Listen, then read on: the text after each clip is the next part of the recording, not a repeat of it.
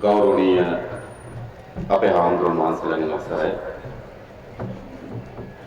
මූලාසනයේ ඉන්න හම්බන්තොට දිස්ත්‍රික්කයේ අපේ පක්ෂ සංවිධායක අපේ පක්ෂ මධ්‍යම කාර්ය සභික නිහාල් ගලපති සහෝදරයගෙන ඒ වගේම වේදිකාවේ ඉන්න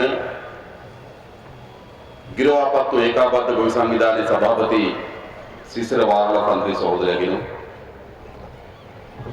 දකුණු පළාත් සභාවේ අපේ පක්ෂ මන්ත්‍රී අතුල රෙදගොඩ සහෝදරයගෙන ඒ වගේම වේදිකාවේ ඉන්න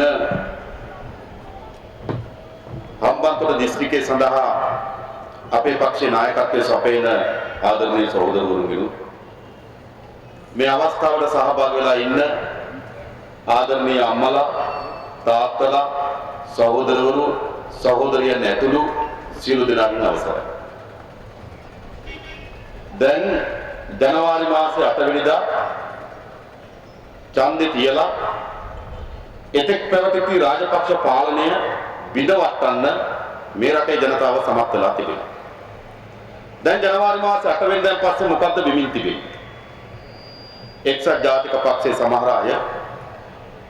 අය නෙමෙයි අතට ඔක්කොම වගේ ඇමතිකම් අරගෙන රාජ්‍ය ඇමතිකම් අරගෙන නියෝජ්‍ය ඇමතිකම් අරගෙන වෙනදා කොළ පාටින් වෙනදා නිල් පාටින් තිබු කටවුට් අද මේ තංගල්ලේ කොළ පාටින් කටවුට් ගහගෙන ඇමතිකම් වලට පොරබද ඇමතිකම් දුන්නු ප්‍රමාණය මදි කිය කෑ ගගහ කොහේ ඉන්නේ?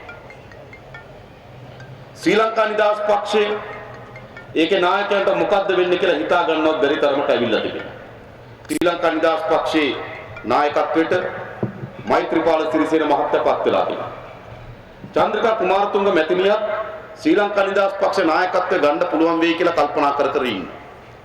රාජපක්ෂ මහත්තයා කාල්ටන් ගෙදරට වෙලා එන අයට වැඳ දුක කිය ඉන්නේ. ඒ නායකයෝ එහෙම කරමින් ඉන්නේ. හැබැයි ජනතා විමුක්ති පෙරමුණ අපි කල්පනා කරා ජනවාරි මාසයේ 8 වෙනිදා අවසන් වුණේ එක කතාවක්. ඒ වෙන මොකුත් නෙවෙයි රාජපක්ෂ පාලනය ජනවාරි මාස 8 වෙනිදා බිඳවට්ටන්න මේ රටේ ජනතාව සමත් වුණා. හැබැයි එතනින් අවසන් ජනවාරි මාස 8 වෙනිදා රාජපක්ෂ පාලනය බිඳවැට්ටු පමණි සියල්ලට විසඳුම් ලැබෙනවායි කියලා අපි විශ්වාස කරන්නේ නැහැ. හැබැයි ගමන් කරමින් තිබුණු නරක ගමන් කරමින් තිබුණු විනාශකාරී ගමන පරාජයටපත් වෙලා තිබෙනවා. අන්න ජනතා විමුක්ති පෙරමුණ ජනවාරි මාසයේ 8 වෙනිදාන් පසුව රටේ ජනතාව ගාවට ඇවිල්ලා රටට වෙලා තියෙන්නේ මොකක්ද? වෙමින් තියෙන්නේ මොකක්ද? මේක වෙනස් කරන්න ඕන කොහොමද කියලා ජනතා පෙළගැස්ම ආරම්භ කරලා තිබෙනවා. රට පුරා ජනතාව හමුවට ගිහිල්ලා. දේශපාලන කියන්නේ ඒකට. සජිත් මහත්තයෝ දේශපාලන කියන්නේ නිවාස පොහොන්කොළ පුරවන එකට නෙවෙයි. එතුමා තේරුම් ගන්න ඕනේ. සජිත් මහත්තයෝ දේශපාලන කියලා කියන්නේ උපන් දිනේට බැනර් දාගන්න එකට නෙවෙයි. සජිත් මහත්තයෝ දේශපාලන කියලා කියන්නේ තමන්ගේ ව්‍යාපාරිකයන්ට කියලා පාර වටේ කටවුට් ගහගන්න එකට නෙවෙයි. ඕක නම් මහින්ද මහත්තයත් කරන්නේ. ඕක කරන්න ඕන තව එක්කෙනෙක්. නෑ දේශපාලන කියන්නේ ඊට වඩා ලොකු වැඩක්.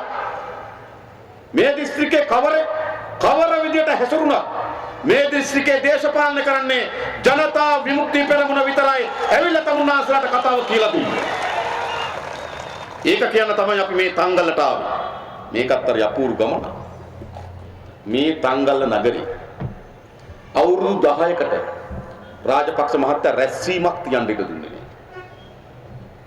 මේ නගරේ නෙවෙයි අඩුම තරමේ එහා පැත්තේ තියෙන නගර ශාලාවේවත් මේ රටේ ජනතාවට රැස්වීමක් තියන්න ඉඩ දුන්නේ නෑ.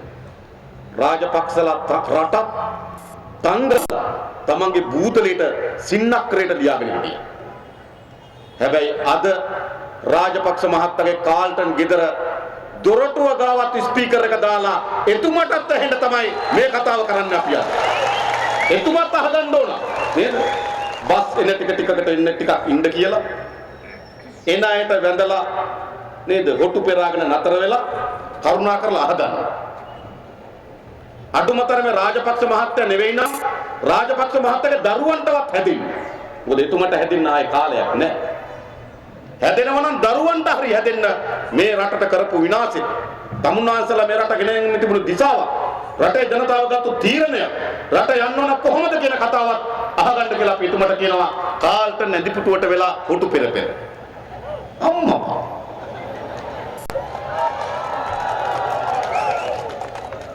මොකද ජනවාරි මාසේ 8 වෙනිදා පරාජයටපත් උනේ තවත් එක ආණ්ඩුවක් නෙවෙයි අපේ රටේ පාලන වෙනස්කම් සිද්ධ වුණා මෑත ඉතිහාසය ගත්තොත් 1970 එතෙක් තිබුණු සේනානායක පාලනයේ බිඳවට්ටලා සිරිමව බණ්ඩාරනායක මැතිණිය පාලනය ගත්තා 1977 එදා ප්‍රධාන සටන් පාඨය බවට පත් වෙලා තිබුණා ජනතාවට මම හදෙන් හාල් ගෙනන් දෙන්නම් කියලා මතක ඉතිහාසය ඊට පස්සේ අපේ රටේ පාලනයක් වෙනස් වුණා 1977 77ක් මොකද්ද කිව්වේ ජයර් ජයවර්ධන මහත්තයා කිව්වා අපි ධාන්‍ය රාත්තල් 8ක් නොමිල දෙන්නම් කිව්වා පාලනය වෙනස් වෙනකොට එදා හා පස්සේ ධාන්‍ය රාත්තල් 8ක් 1994 එතෙක් තිබුණු එක්සත් ජාතික පක්ෂ පාලනය බිඳවට්ටලා චන්ද්‍රිකා කුමාරතුංග මැතිණියගේ පාලනය ආවා චන්ද්‍රිකා කුමාරතුංග මැතිණිය කිව්වා 94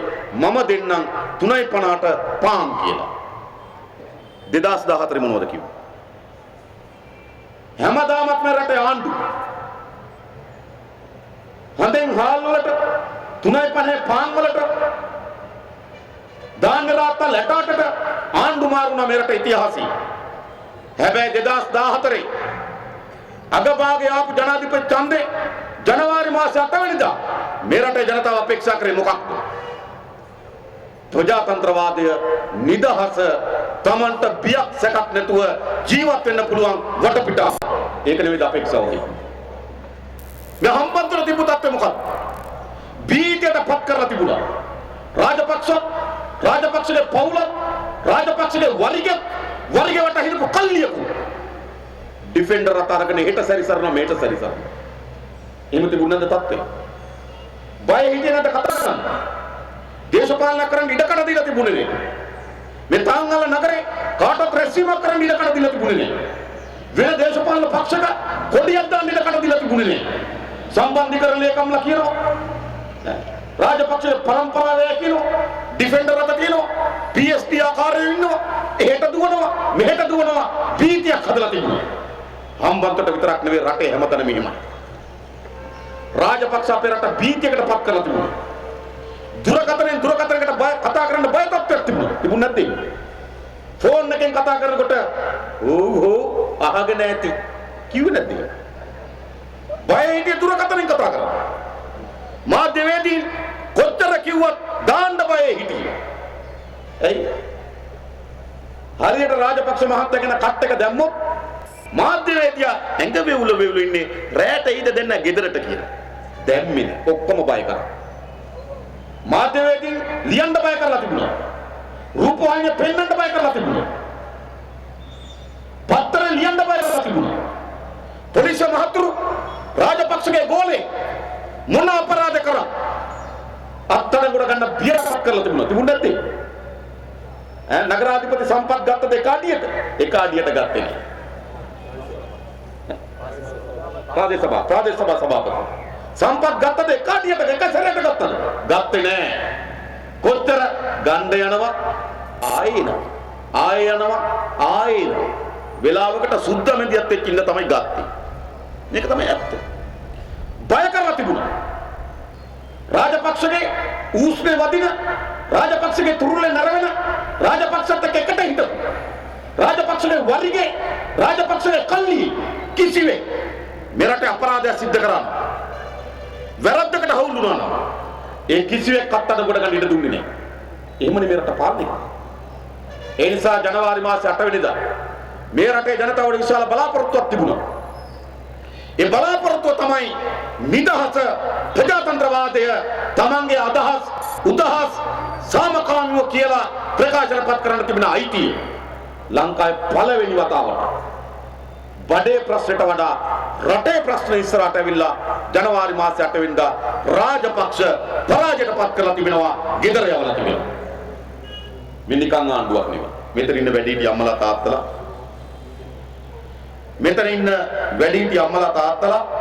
විවිධ අවස්ථාවල විවිධ ආණ්ඩු බිඳවට්ටලා තිබෙනවා. ආණ්ඩු හදන්න බැරිවත් වෙලා තිබෙනවා.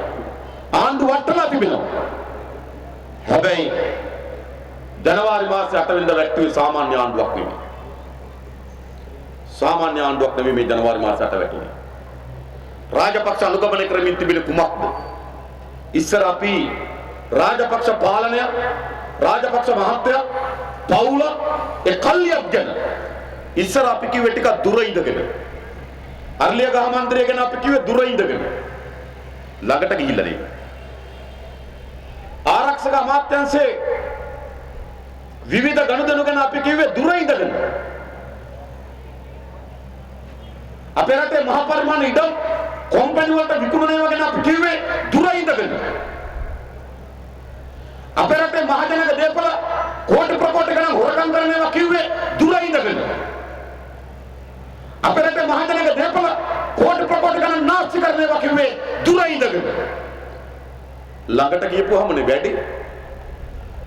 දුර ඉඳලා දැකලා තියෙන්නේ මොකද්ද කියලා හිතෙනවා.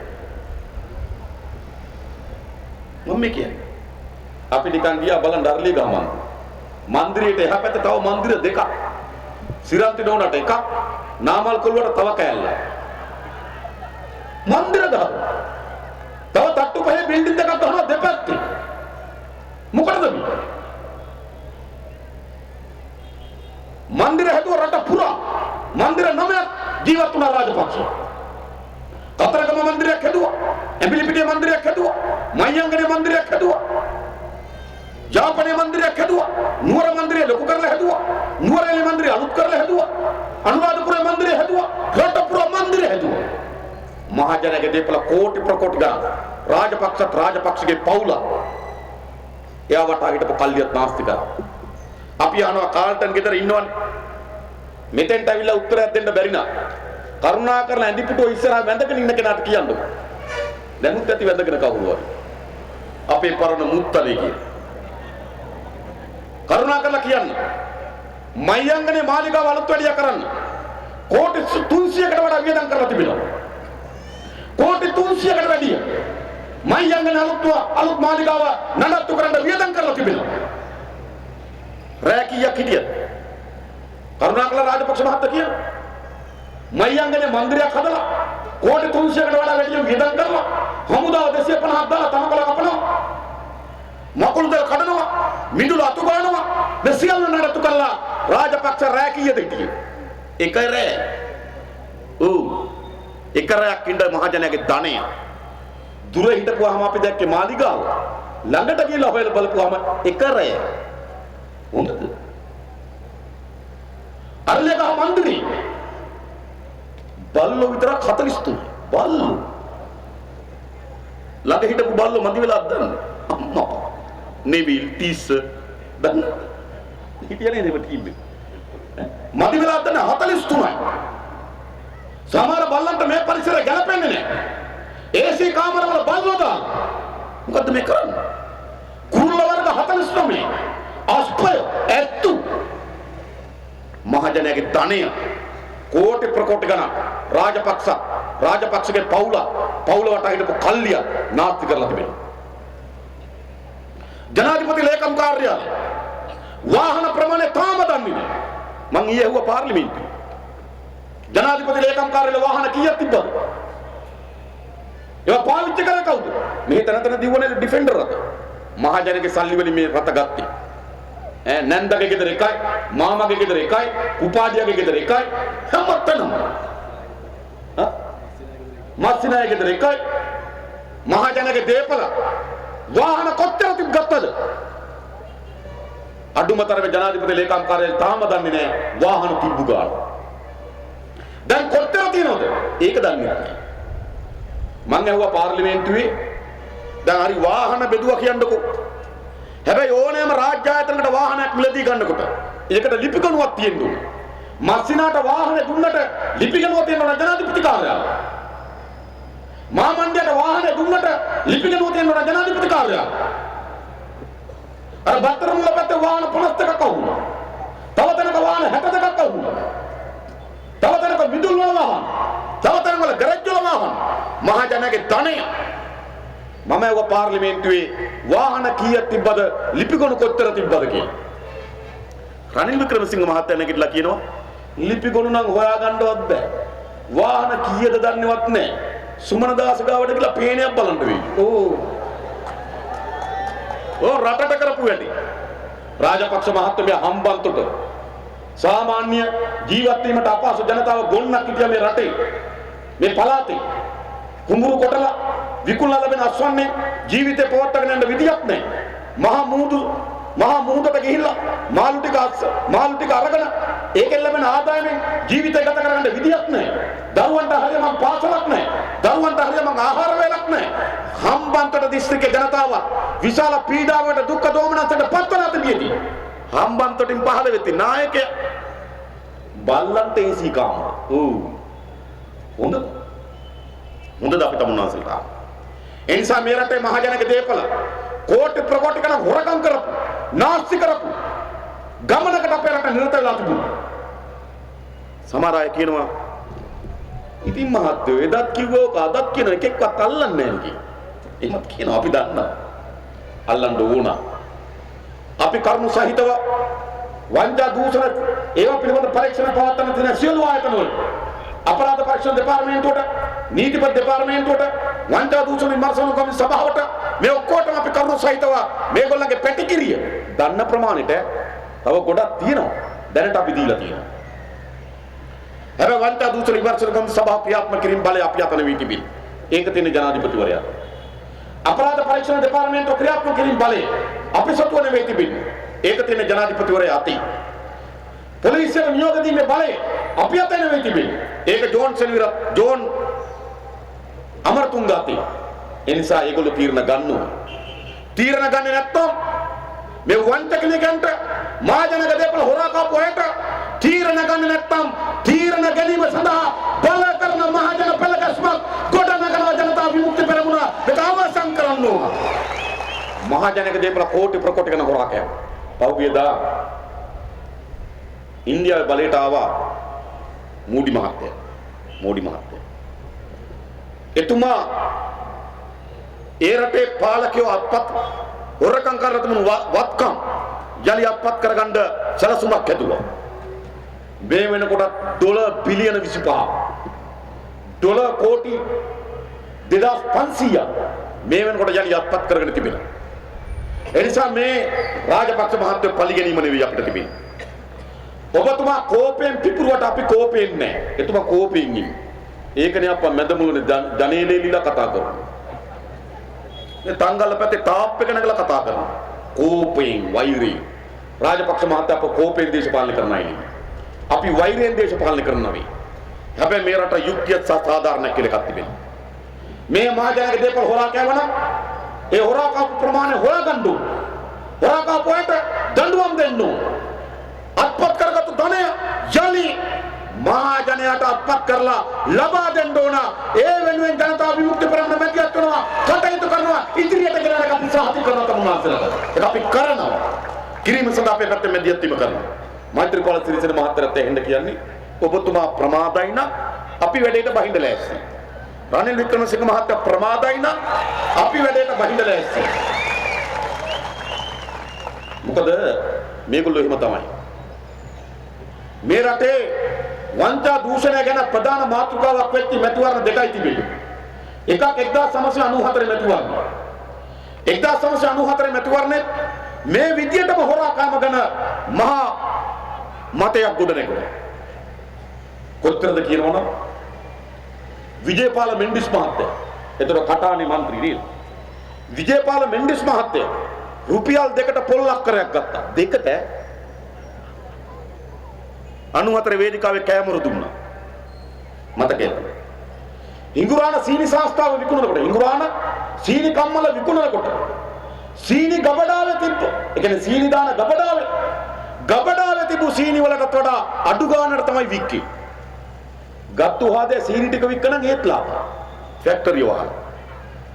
ගබඩාවේ තිබු සීනි ප්‍රමාණයටත් වඩා අඩුවෙන් තමයි ඒකේ වටිනාකමටත් අඩුවෙන් තමයි ඉංගුරාණ තේ සීනි කම්මල වික්කේ. මේවා 94 වේදිකාවේ කැමර දුන්නා. චන්ද්‍රිකා කුමාරතුංග වේදිකාවට නැගලා කිව්වා මහජනක දෙපළ හොරා කාලා තියෙනවා. ඒ හොරුන් අරන් ගිහිල්ලා ගෝල් පේස් පිට්ටනිය එල්ලලා හැම ගන්නවා කිව්වා. එතුමියගේ ටිකක් වචන ඒ જાතිය වෙනවනේ. එතුම කියෝ මේ හොරකම් කරලා තියෙනවා. හොරු ඔක්කොම ගෝල් පේස් පිට්ටනියට ගිහලා හැම ගන්නවා. අපි ඉතින් හැමදාම හවසට ගිහලා ගෝල් පේස් පිට්ටනිය බලාගෙන ඉන්නේ. අද කවුද හැම ගහන්නේ? හැම ගැහුවා නෙවෙයි. එක්කෙනෙක් නීතියට ගෙනිච්චේ නැහැ. කණ්ඩායම් දෙක මේකයි එකඟතාවයකට එන්නේ. ඒගොල්ලන්ගේ ඌ ඇද්දොත් ඊළඟ අපි කරන්නෙව්වා ඒගොල්ලෝ අදිනවා. ඊට චන්ද්‍රිකා කුමාරතුංග මැතිණිය ටෙලිකොම් එක ජපනට වික්කා. ලොකු ගනුදෙනුවක් ගැන සාකච්ඡාවක් තිබ්බා. පුත්තලම් සිමෙන්තියක තවක්කාල කවුරුන්ට වික්කා. විශාල ගනුදෙනුවක් පිළිබඳ සාකච්ඡාවක් ආවා. එයාලන්ට එමිරේට්ස් කාර්යයට වික්කා. පාර්ලිමේන්තුවේ දවසක විවාදයක් තිබ්බා ඒ හොරකම ගැන. අර හොරකම් අනිත් හොරකම් විසින් වසා දැම්මා. මේ සැරේ අන් කවරදාටවත් වඩා හොරකම නාස්තිය මහජනක මුදල් අවභාවිතාව පිළිබඳව වැඩියෙන්ම සාකච්ඡාවට බඳුගුණු මැතිවරණ වේදිකාව මේක. 2015 ජනාධිපතිතුමා ගොඩක් අය ගොඩක් දේවල් කතා කළා. හොරකම් ගැන, දඬුවම් ගැන, කල යුතු දේ ගැන සියල්ල කතා කරා. අද ජනතාව තුළ පසුකුසුවක් ඇවිල්ලා තිබෙනවා. මහත්වෝ මොකවත් වැඩක් නැහැ එකෙක් අල්ලන්නකෝ කියන්නේ කියනවා. සජින් වාස් බැරිද? අඩුමතරම ප්‍රියාත් බන්දු බැරිද සභාපතිය? අඩුමතරම ජෝන්ස්ටන් ටෙක්නොලොජි ප්‍රශ්නෙට බැරිද? අඩුමතරම වරාය මොකක් හරි ගනුදෙනුවට රෝහිත බේගුණවර්ධන බැරිද? පවුල පැත්තකින් තියන්නකෝ. අඩුමතරම වටේ ඉන්න අයටවත් බැරිද කියලා. එයි ජනතාවට සැකයක් මතුවෙමින් තිබෙනවා. 94 වේදිකාවේ කැමර දුන්නා. චන්ද්‍රිකා කුමාරතුංගගේ අවුරුදු 11ක පාලනය ඇතුළත කාටවත් දඬුවමක් දුන්නේ නැහැ. නැවතත් ඒ සාකච්ඡාව වෙවිලා තිබෙනවා. නමුත් ජනතා විමුක්ති පෙරමුණ කවරදාකවත් වඩා වැඩිව සක්‍රියව තමුන්නාසලගේ දායකත්වයේ, තමුන්නාසලගේ සහාය, තමුන්නාසලගේ මැදිහත් වීම මත හොරුන්ට දඬුවම් දීම සඳහා ගත යුතු, කළ යුතු සියලු බලපෑම් කරනවා, උත්සාහතික කරනවා. ගන්දු අපි වැඩ ගොඩක් පටන් ගන්න තිබෙනවා. බලන්න ප්‍රතිඵල ආවේ නැත්තම් ප්‍රතිඵලෙන්ද බාධා කරේ කවුද? ඒ මෛත්‍රීපාල සිරිසේන මහත්තයාද? එකින් එක අපි තමුන්නාන්සලට මේ විදිහට මෙවිලා පංගල්ලෙදි කියන්නේ. ප්‍රතිඵල වලට බාධා කරේ රනිල් වික්‍රමසිංහ මහත්තයාද? එකින් එක ඇවිල්ලා අපි තමුන්නාන්සලට බාධා කරේ කොහොමද? අපි මොකද්ද කරේ කියලා මේ රටේ ජනතාවට කියනවා. ජනතා මතයක් කරා මේ හුරුන්ට දඬුවම් දෙන්න. ජනවාරි මාසේ 8 වෙනිදා මේ රාජපක්ෂගේ පාලනය බිඳවැටුවේ නැත්තම් අපේ රට හොරකම, නාස්තිය, මහජනක මුදල් අවභාවිතාව වියදවීම මහා පරිමාණයෙන් තවත් ඉස්සරහට ගෙනියමින් තිබෙනවා. අන්න ජනවාරි මාසේ 8 වෙනිදා ඒක පරාද කරන්න පුළුවන්කම ලැබුණා. ඒ විතරක් නෙවෙයි. රාජපක්ෂ මහත්තයා අපේ රටේ මහා සංවර්ධනය කියලා මිත්‍යාවක් හදුවා. ලෝකෙන් කෝටි ප්‍රකෝටි ගණන් ණය ගත්තා. ණය කඳු පිටින් ගොඩ ගැහුවා. ගොඩගාලා මහා සංවර්ධනය කියලා මිත්‍යාවක් ගොඩ නැගුවා. කොන්ක්‍රීට් වනාන්තර හැදුවා. වනාන්තර හදලා කිව්වා මම රට සංවර්ධනය කරනවා. සංවර්ධනය නෙවෙයි. සංවර්ධනය කියන්නේ මොකක්ද? ජනතාවගේ ජන ජීවිතයත් එක්ක සම්බන්ධ වෙන්න ඕන. රටක් සංවර්ධනය වෙනවනම් ඒක ප්‍රතිලාභ ගෝ ජනතාවට හම්බ වෙන්න ඕන. රටක් සංවර්ධනය වෙනවනම් ඒක ප්‍රතිලාභ ජීවර ජනතාවට හම්බ වෙන්න ඕන. රටක් සංවර්ධනය වෙනවනම් ව්‍යාපාර බිස්නස් වැඩි වෙන්න ඕන. රටක් සංවර්ධනය වෙනවනම් දරුවන් රස හම්බ වෙන්න ඕන. රටක් සංවර්ධනය වෙනවනම් ඉස්පිරිතාල බෙහෙත් හම්බ වෙන්න ඕන. රටක් සංවර්ධනය වෙනවනම් අධ්‍යාපන පහසුකම් වැඩි වෙන්න ඕන. ඒ කිසිවක් උනේ නැහැ. ව්‍යාපාරවල බිස්නස් කඩා වැටුණා. ගොවියන්ට ජීවත් වෙන්න අමාරුයි. දීවරයට ජීවත් වෙන්න අමාරුයි. නාමල් පස්සේ යන්න නැත්නම් අඩුම තරමේ টয়ලට් හොදන රස්සාවක්වත් ගන්න බැරුව තිබ්බා. මෙහෙම නෙතිබුනේ. කොයිද රස්සයද? ඒ සංවර්ධනය නෙවෙයි. රාජපක්ෂ මහතා කොන්ක්‍රීට් වනාන්තර කොට නෙවෙයි. අපේ රටේ මහ ව්‍යසනයක් කරා. ලංකාවේ පළවෙනි වතාවට කොළඹ ගෝල් පේස් පිට්ටනිය ඉදිරිපිට අක්කර 575 ස්වල්ප ප්‍රමාණයක් කල්පනා කළා. අක්කර 575 චීනට ගොඩ කරන චීන දූපතක් හදන්න දුන්නා. අක්කර 575 අපේ රටේ කුඹුරක් ගොඩ කරන්න නීතියක් තියෙනවා. අපේ රටේ මඩ වගුරක් ගොඩ කරන්න නීතියක් තියෙනවා. අපේ රටේ මුහුද ගොඩ කරන්න නීතියක් නැහැ. පළමුවෙන්ම අපේ රටේ මුහුද ගොඩ කරනවා නම් නීතියක් හදා ගන්න ඕන. නීතිය කුඹුරක් ගොඩ කරන්න අවසර ගන්න ඕන කාගෙන්ද? අනුමැතිය ගන්න ඕන කාගෙන්ද? කුඹුරු නාමලේ කියන නම තියෙනවා. විශාල දේවල් බලන්න තියෙනවා. මූද ගොඩ කරනට නීතියක් නැහැ. ඒ නිසා රාජපක්ෂ ඉස්සෙල්ලාම ඔය අපේ රටේ නීතියක් හදන්න තිබ්බා මූද ගොඩ කිරීම පිළිබඳව. නීතියක් තිබෙන්නේ. පරිසර වාර්තාවක් හදුවේ. අක්කර 575 ගොඩට එන්න. අඩුම තරමේ පතුල අක්කර 1000ක්වත් තියෙනවා. පතුල අක්කර 1000ක් පිරෙව්වොත් තමයි 575 ගොඩ වෙන්නේ මූදේ. එහෙම නෙවෙයිද? 575ක් ගොඩ කරලා 575ක් ගන්න පුළුවන් උඩට. අංශක 30. නේද? කෝණයට ගොඩ කරා අක්කර 1000ක් පතුල තියෙනවා. මහා මූදේ පතුල අක්කර 1000ක් ගොඩ කරන්න කිසි පරිසරයකින් වාර්තාවක් හැදුවේ රාජපක්ෂලා. ගල් විතරක් මට ඉංජිනේරු මහත්තයෙක් කිව්වා. ගල් විතරක් ඕන කියුබ් කෝටි 12ක්. ගල් කියුබ් කෝටි 12ක්. කෝටි දෙකයි හොයාගෙන තියෙන්නේ. ගල් කඩන්න කොහෙන්ද කියලා බලන්න. කෝටි ප්‍රකෝටි ගණන් කොමිස් වලට මුහුද ගොඩ කරන්න ඉඩ දුන්නා. කොළඹ නගර. ගෝල් පේස් පිට්ටනියට ගිහපුවාම අපිට රැල්ල පාගන්න යනවා කියලා තමයි ගම්වල මිනිස්සු ඉස්සර කිව්වේ. අද ගොඩ කෙරිලා. දැන් ගොඩ කරන්න පටන් ගත්ත විතරයි. ගෝල් පේස් පිට්ටනිය පොකුණක් වෙලා එතන මුහුද. විනාශ කරා රාජපක්ෂ. දාපිය පාර්ලිමේන්තුවේ මේක ඇහුවා. පෙරේද කැබිනට් මණ්ඩලයේ තීරණයක් ගත්ත කියලා කිව්වා රාජ්‍ය සේනාරත්න. මේ ව්‍යාපෘත ඉස්සරහට එහෙමම කරගෙන යනවා. ඕකට නෙවෙයි රාජපක්ෂ මහත්තයෝ ඡන්ද. ඕකට නෙවෙයි රාජපක්ෂ පරාද කරේ. ඕකට නෙවෙයි රනිල්ලට මෛත්‍රී මහත්තයලට බලය දුන්නේ. මෙරට පරිසර විනාශ කරමින් කරපු සංවර්ධනය. ඒ මහ මූද ගොඩ කිරීම නතර කළ යුතුයි. නතර කිරීම සඳහා අවශ්‍ය බලපෑම ඉදිරියට ගෙන යාම ජනතා විමුක්ති පෙරමුණ සිදු කරනවා. මේක අපේ රටේ මහ පරිසරය විනාශ කරන්නේ. වැරදි සංවර්ධන ගමනට රාජපක්ෂ අපේ රට අවතීර්ණ කරා. ජනවාරි මාසයට ඒක නතර කරන්න පුළුවන්කම ලැබුණා. අපේ රටේ ප්‍රජාතන්ත්‍රවාද විනාශ කරමින් ගියා. ජනවාරි මාසයට ඒක නතර කරන්න පුළුවන්කම ලැබුණා. විවිධ බලසේන හදලා සිංහල දෙමළ මුස්ලිම් ජනය අතර සැකය, අවිශ්වාසය, වෛරය, ක්‍රෝධය වැඩි කරමින් ගියා. ජනවාරි මාසයේ 8 විනාශකාරී ගමන නතර කරන්න පුළුවන්කම ලැබුණා. ලෝකයේ හමුවේ හුදකලාවේ රාජ්‍යයක් හදමින් ගියා.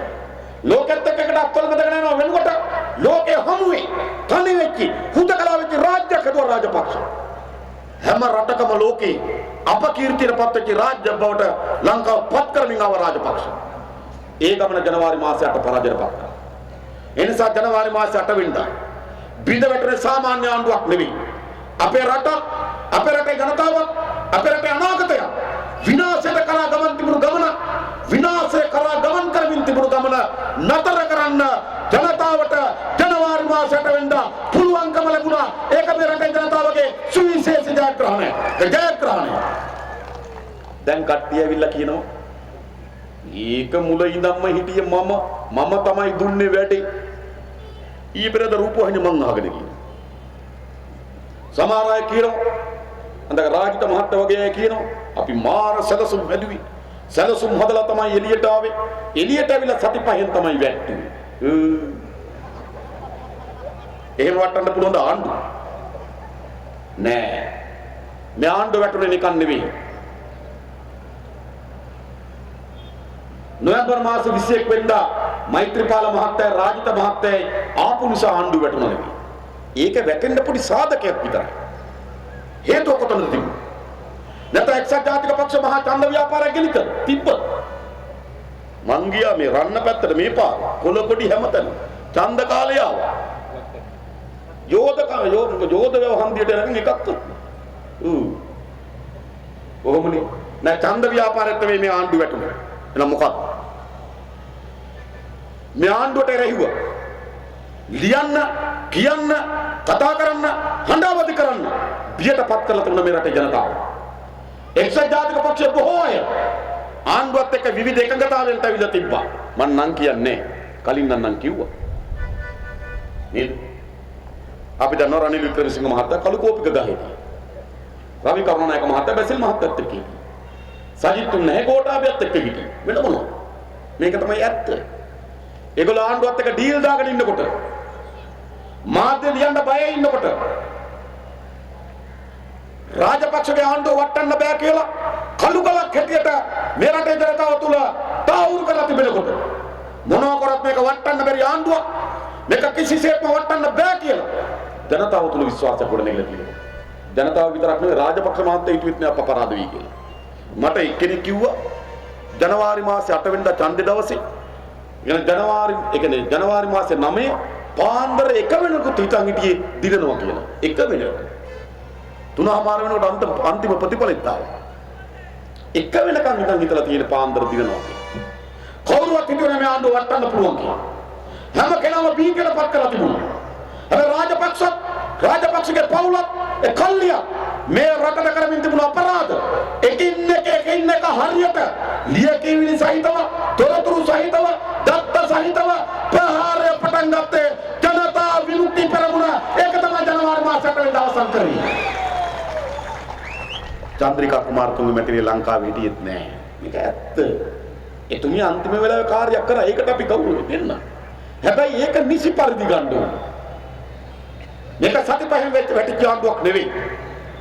පෞද්ගලික කාලේ පුරාවටම මේ ආණ්ඩුව අපරාධ, මේ ආණ්ඩුව හොරකම්, මේ ආණ්ඩුව නාස්තිය, මේ රටේ ජනතා විරෝධී ක්‍රියාමාර්ග ඒවට එරෙහිව හඬ නැගුවේ, ජනතාව පෙළගැස්සුවේ, මතය කොට නැගුවේ ජනතා විමුක්ති පෙරමුණ. ඒක තමයි ජනවාරි මාසයට වෙනදා ප්‍රතිඵලය. අන්නේ ප්‍රහාරය තමයි බලපෑවි මෛත්‍රීපාල මහත්තයාට එළියට එන්නේ. එළියේ එහෙම ප්‍රහාරයක් තිබෙන්නත් නෙයිද? එන්නේ නෑ. එතුමම මට කිව්වා. එතුමා හිතන් හිටියේ ජනාධිපති ඡන්ද කාලේ පොළොන්නරුවේ ගෙදරට ගිහිල්ලා ඉන්නලු නෝනත් එක්ක. අම්මපා. මම කියපු කතාව කියන්නේ. එහෙම තමයි හිටියේ. හැබැයි සමාජයේ මතය රාජපක්ෂ පාලනය බිඳ වැටෙ යුතු කියලා සමාජ මතයක් පෙළගැහුවා. අන් කවරදාටත් වඩා ජනතාව ස්වේච්ඡාවෙන් ඡන්ද ව්‍යාපාරයේ යෙදුණා. මුළු ඡන්ද ව්‍යාපාරයටම හම්බන්තොට කරේ රැස්වීම තුනක් නේද? මුළු ජනාධිපති ඡන්ද ව්‍යාපාරයක් කරන්න පුළුවන්ද රැස්වීම තුනක් කියලා? ඔව් රැස්වීම තුනයි කරන්නේ. මුළු ඡන්ද ව්‍යාපාරය. හැබැයි ජනතා විමුක්ති පෙරමුණ ඡන්ද ව්‍යාපාරය පමණක් නෙවෙයි. විනාශ හැම අවස්ථාවකම හම්බන්තොට සම්මන්ත්‍රණ තිබ්බා, රැස්වීම තිබ්බා, ඡන්ද ව්‍යාපාරය ඇතුළේ තියෙනවා. අපි කාර්යභාරයක් කරා. අපිට අධිෂ්ඨානයක් තිබුණා. රාජපක්ෂ පාලනය පරාජයපත් කළ යුතු කියන දැන් ස්ථාවරයක අපි හිටියා. ඒ ස්ථාවරය හරියට ලැබුණේ 2010 සැප්තැම්බර් මාසේ 8 වෙනිදා. රාජපක්ෂ 18 වෙනි සංශෝධනය සම්මත කරගෙන ඉස්සරහට යන සලසුම හදනකොට ජනතා විමුක්ති පෙරමුණ තීරණය කරා ඊළඟ එන ඡන්දෙදී අනිවාර්යෙන් පරාජයපත් කරනවා, ගෙදර යවනවා කියන අධිෂ්ඨානයේ යුතුව අපි වැඩ කටයුතු කරා. ඒක ජයග්‍රහණ කෙලවර වුණා. ඒ නිසා අපි පහුගිය කාලේ එක ඉලක්කයකට, එක අරමුණකට කටයුතු කරා. ඒක තමයි ජනවාරි මාසේ 8 වෙනිදා රාජපක්ෂ පාලනය බිඳ වැටීම. ඒතර මතයක් තිබ්බා පෙරදුනක් යයිද කියලා. තිබෙන සැකය. පෙරදුනක් යයිද. මම දැක්කා මහින්ද මහත්තයා මැද මුලනේ ජනේලේ නිලා කතා කරනකොට නෑ තංගල්ලේ කාල්ටන් එකේ කතා කරනවා. එක්කෙනෙක් මහින්ද මහත්තයා කියනකොට මම පෙරදුනේ නෑ. මට මේ පැත්තෙන් ඡන්ද වැඩි. ඊළමේ ඡන්ද වලින් තමයි යා දිනුවේ. ඒතර එක තරුණයෙක් කියනවා මරලා හරි ගන්න තිබ්බා. ඇයි මරුවේ නැත්තේ? අපි හිතුවේ මරලා හරි ගනී කියලා. කිව්වේ නැද්ද එහෙම? කිව්වනේ. ගෙන මතයක් හදලා තිබුණා මොකද්ද? මරලා හරි ගන්නවා. දාලා යන්නේ නැහැ කියලා. ඒ නිසා තමයි රැස්වීමට එන අය කියන්නේ අපි හිතුවේ නෑ දාලා යයි කියලා. අපි හිතුවේ පෙරදුනත් ඉඳී කියලා. අපි හිතුවේ මරලා හරි ගනී කියලා. කිව්වේ නැද්ද එහෙම? ඒ තමයි රාජපක්ෂ මහත්තයා තමන්ගේ සමීපතයන්ට පටවපු මතය පරදින්නේ නැහැ. පෙරදුනත් යන්නේ නැහැ කියලා මතයක් හැදුවා. මතයක් හැදුවා නෙවෙයි. ඒකට උත්සාහයක් කරා. ඡන්ද දවසේ රැ අග්‍රවිංශකාර මොහන් පීරිස් ජනාධිපති මන්දිරයේ ඉන්නවා. අගවිනිසුරු වරයට පාන්දර 3:00ට ජනාධිපති අරලියගහ මන්දිරේ විසඳන්න තිබු නඩුව මොකක්ද? මොකද නඩුව? නීතිපතිවරයා අරලියගහ මන්දිරේ හිටියා පාන්දර 3:00ට. නීතිපතිවරයාට පාන්දර 3:00ට ජනාධිපතිට දෙන්න තිබු නීති උපදේශය මොකක්ද? ඒකට බැහැලා යනකොට වම් කකුල තියනවද? පැදුර වම් කරට ගන්නවද? සූට් කේස් එක කිහිල්ලට ගන්නවද? ඒව දෙන්න දාන්න. උදේ ගම්මන් පිළ රාජ් පොලිසියෙන් ප්‍රශ්න කරනකොට කිව්වා අපි එතන සාකච්ඡාවක් තිබුණා. ඇඳිරි නීතිය දානවද නැද්ද කියලා කතා බහක් තිබුණා. මොකටද ඇඳිරි නීතිය දානවද නැද්ද කතා බහක් තිබුණා. ඡන්ද මධ්‍යස්ථානයේ ගලක් ගහලා තිබ්බද? ගෙදරකට ගලක් ගහලා තිබ්බද? කාල් තන්නේ කල් කරා හුවක් කියලා තිබ්බද? අඩුම තරම. ඇයි ඇඳිරි නීතිය දාන්න කතා කරා? පෙළගස්සලා බලන්න.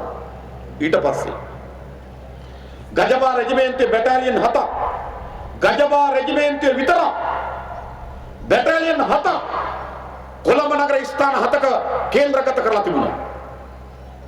කොළඹ නගරේ බාර හමුදා ජනරාල්වරයා නිකන් ඒ එනායට ආහාර සපයන්න දීලා වෙන හමුදා ජනරාල්වරයෙකුට ආරක්ෂාව බාර දුන්නා. සුමේද පෙරරට ආරක්ෂාව බාර දුන්නා. කටුනායක සීදුවේ එයාපෝට් එක ආසන්නයේ මාදුරුවාවේ කැම්ප් එකේ බ්‍රිගේඩියර්වරයාත් එක්ක බැටාලියන් එකක් ගෙනල්ලා නතර කරා එයාපෝට් එක ගාව. එයි ගජබා රෙජිමෙන්තුවේම බැටාලියන් 7යි කටුනායක ගාව තව බැටාලියන් එකක් අරලියගම මන්ත්‍රී අගවිනිසුරුවරයා නීතිපතිවරයා උදේගම්බල ගම්මපෙළ කිරුවා ඇඳිරි නීතිය දාන්න කතා කරා. මොකද්ද වෙමින් තිබුණේ? රාජපක්ෂ බලය දාලා යන්න නෙවෙයි හිතුවේ. මේක තමයි ඇත්ත. එයා ඡන්ද කාලෙත් කිව්වා පෙරදුනක් මට තව කොහොමද දෙකක් තියෙනවනේ කිව්වේ නැද්ද? මෙම කිව්වා. බෙන්ගමේ නාලක හම්දුර අපේ ජනාධිපති උපදේශක හම්දුර ඒ කාලේ. උන්වහන්සේ රූපවහන්ට ඇවිල්ලා කිව්ව මොකක්ද? මේ මෛත්‍රීට චන්ද්‍රිකාට රනිල්ට තේරෙන්නේ නැහැ. මහින්ද මහත්තයා ඇවිල්ලා තියෙන අවුරුදු දෙකක් තිබියදී පෙරදුනත් ඒ දෙක ඉඳලා තමයි යන්නේ. ඔන්න සලස්ස. මහජන මතයක් හැදුවා. පෙරදුනක් දෙකක් තියෙනවා කියලා. එදා අරලියගහ මන්දිරයේ සිද්ධ වෙච්ච සාකච්ඡාව. නීතිපතිවරයාගෙන් උපදෙස් ගන්නවා ඉතුරු අවුරුදු දෙක ඉන්න. අගවිනිසුරුවරයා ශ්‍රේෂ්ඨාධිකාරියෙන් තීන්දුවක් ගන්නවා දෙක ඉන්න එක හරි කියලා. ජනතාවගේ කලබලයක් එනවා. දානවා ඇඳිරි නීතිය. ඒකට ගෙනාව හමුදාව. ඔන්න කතාව. මේක තමයි රාජපක්ෂ උත්සාහ කරන්නේ. අපි ස්තුතිවන්ත වෙන්න ඕන. ප්‍රධාන නිලධාරීන් මහතුරු දෙන්නේ මේකට විරුද්ධ ප්‍රකාශනපත් කරලා ඇඳිරි නීතිය දැම්මොත් පොලිසිය ඒ ඇඳිරි නීතියට අනුව කටයුතු කරන්නේ නැහැ කියන එක ප්‍රකාශ කරා. අපි එතුමාට ස්තුතිවන්ත වෙනවා. එහෙම නොවුනනම් මේ රටේ ගංගාව මිනි කඳු ගොඩ ගැහෙන රටක් වඩපත් වෙනවා. පෙරදිලා බලෙන් ඉඳ හැදුනේ. මේක කුමන්ත්‍රණය. එනිසා තමයි විදේශ ජනපති මංගල සමරවීර අපරාධ පරීක්ෂණ දෙපාර්තමේන්තුවට ගිහලා පැමිණිල්ල කරලා තිබෙනවා. දැන් සති දෙකකට වැඩි කුමන්ත්‍රණේ පැමිණිල්ල තාම විභාග කරනවා. උදේගම්මපිලෙන් කට උත්තර අරන් ඊළඟ එක්කෙනා කට උත්තර ගන්න දින 5ක් ගන්නවා. උදේගම්මපිල ගිහලා කියන මම කිව්වේ මෙහෙම ඔයත් මෙහෙම කියන්න කියලා. කුමන්ත්‍රණ අල්ලන්න පුළුවන්ද එහෙම? පැය 24න් ටීම් 7-8ක් වල 7-8 දෙනකින් කට උත්තරය ගන්න ඕන. උදේගම්මපිල එක දවසක් ගේනවා. දින 3කට පස්සේ අගවිනිසුරුවරයා ගේනවා. උදේගම්මපිල ගිහිල්ලා කියන අගවිනිසුරුවයා ගාවට මම නම් කිව්වේ මෙහිමයි. ඔයා ඉන්න බව මම දැක්කේ නෑ කියලා කිව්වා. වචනේ පොඩ්ඩක් මිස්සුනා දැක්කේ නෑ කිව්වම හිටියා වගේ කියලා හිතෙනවා. ඒකත් චුට්ටක් හදලා ඔයා කියන්න කට උත්තරය හදාගත්තා. කුමන්ත්‍රණ අල්ලනවද මෙහෙම? නමුත් කුමන්ත්‍රණයක් තිබුණා. රාජපක්ෂ දිනලක් කෝප වෙනවා වෛරය ප්‍රතිබන්ධ. දිනලක් තියෙනවා. 2010 දුන්නුවා කෝප වුණා වෛරය ප්‍රතිබන්ධ. අපේක්ෂක සරපොන්සක හිරේට දැම්මා. තා පිරිසක් අත්තනකට ගත්තා. විශාල පිරිසක් හමුදාවේ නිරපැහැරියා. ගොඩක් පිරිසකට රට දාලා යන්න සිද්ධ වුණා. රාජපක්ෂ පරදුනක් කෝපෙන් වෛරයෙන් මුසපත් වෙනවා. ජයග්‍රහණය කරා කෝපෙන් වෛරයෙන් මුසපත් වෙනවා. දරදිලා මොකද්ද කිව්වේ? මම තමුන්නාන්සේලාගේ ජනාධිපති ඊළමේ හාදියෝ තමයි මාව පරාද කරේ කිව්වේ නේද? කෝපය වෛරය. රාජපක්ෂ මහත්තයට අපි දැන් කියන්නේ පොයදාට බනහලා පත්තරේ ෆොටෝ දැම්මට වැඩක් නැහැ. පොයදාසකට අපේ හාමුදුරන් වහන්සේලා කෝපය වෛරය ගැන දේශනා කරන වචනවල තියෙන හරය රාජපක්ෂ මහත්තයෝ හිතට ගන්න. අදුම තරමේ ඔයා පෙරදිලා නිවිසනසිල්ලේ මානසික සුවයෙන් ඉන්න පුළුවන් නම් ඒ ටික හිතට ගන්න. එහෙම නැත්නම් රෑ 12ට විතර නැගිටලා කාල්ටන් විදුලේ කෑ ගහනවලු PSD කෙලියට පයින්නවලු දොර කඩාගෙන එළියට එන්නවලු මොන මනෝ විකාරයක්ද මොකද මේ වෙලා තියෙන්නේ ඇයි පෙරදුනත් කෝපයෙන් ඉන්නේ පෙරදුනත් වෛරයෙන් ඉන්නේ එනිසා එදා ඒ කුමන්ත්‍රණය අසාර්ථක වීම ඒ සාර්ථක වුණා නම් මෙරට ලේකංගා දැන් රනිල් මහත්තයාට ඕක ගැන වැඩි වගේ වගක් නැහැ මොනවම් වෙලා හරි හම්බුණානේ ආයි මොකටද කුමන්ත්‍රණ ගැන කතා කරන්නේ මෛත්‍රීපාල සිරිසේන මහත්තයාට ඕක ගැන වැඩි හිතන්න මතන්න වෙලාවක් නැහැ කොහොම හරි ජනාධිපති වුණානේ දියුරුම් දෙන්න පුළුවන් වුණානේ ආයි මොකද ඕක ගැන හිතන්නේ හැබැයි අඩියක් ඉස්සරහට තිබ්බ රාජපක්ෂ මහත්තයා අඩි 5ක් පස්සට ගත්තා අඩි 5ක් පස්සට ගත්තට ඉස්සරහට තිබ්බ අඩිය මැකෙන්නේ නැහැ ඒ ගණිතයේදී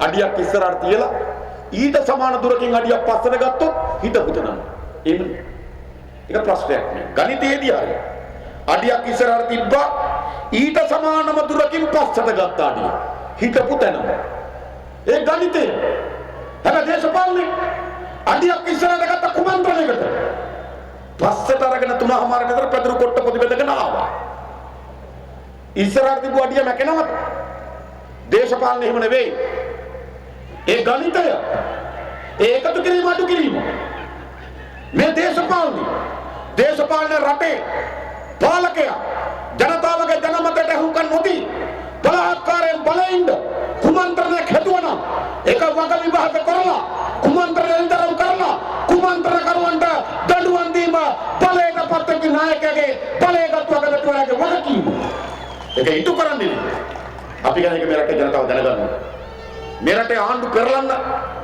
ආණ්ඩු මාරු කරන්න පාලකව ගේන්න පාලක මාරු කරන්න ජනතාවට අයිතියක් තිබෙනවා ඒ අයිතියට පටහැනිව ජනතාව විසින් පාලනය වෙනස් කරාම ජනතාව විසින් පාලකය වෙනස් කරාම බලෙන්ද කුමන්ත්‍රණය කරන එක රාජද්‍රෝහී කුමන්ත්‍රණය ඒක පිළිබඳ පරීක්ෂණයක් පැවැත්විය යුතුයි මම පාර්ලිමේන්තුවේ කිව්වා ජාතික විධායක සභාවෙත් කියලා තියෙනවා මේ පිළිබඳව පරීක්ෂණ වාර්තාව අපිට දෙන්න රටේ ජනතාව දැනගන්න කුමන්ත්‍රණයක් තිබෙන්නේ නැත්නම් නෑ හොඳයි රාජපක්ෂ මහත්තයා හැබැයි සාධක ගොඩක් තිබෙනවා කුමන්ත්‍රණ තිබුණු බව දැනගන්න අපිට අයිතියක් තිබෙනවා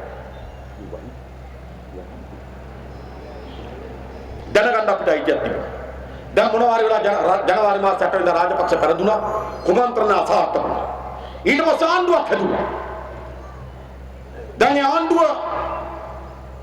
ජනවාරි 8 අද පෙබරවාරි 7 මාසයකට ආසන්න කාලයක් ගත වෙලා දැන් ආණ්ඩුව ගැන විවිධ කතා බහ සාකච්ඡාවට ඇවිල්ලා තිබෙනවා අපි හරි ස්ථාවර අපි මේ ආණ්ඩුවේ කොටස් කරුවන් නෙවෙයි ජනතා විමුක්ති පෙරමුණ මේ ආණ්ඩුවේ කොටස් කරුවන් නෙවෙයි මේ කැබිනට් මණ්ඩලයේ සමාජිකයන් නෙවෙයි පාර්ලිමේන්තුවේ අපි වාඩි වෙන්න විපක්ෂී දේශපාලනය කරන්නේ ජනතා විමුක්ති පෙරමුණ විදිහට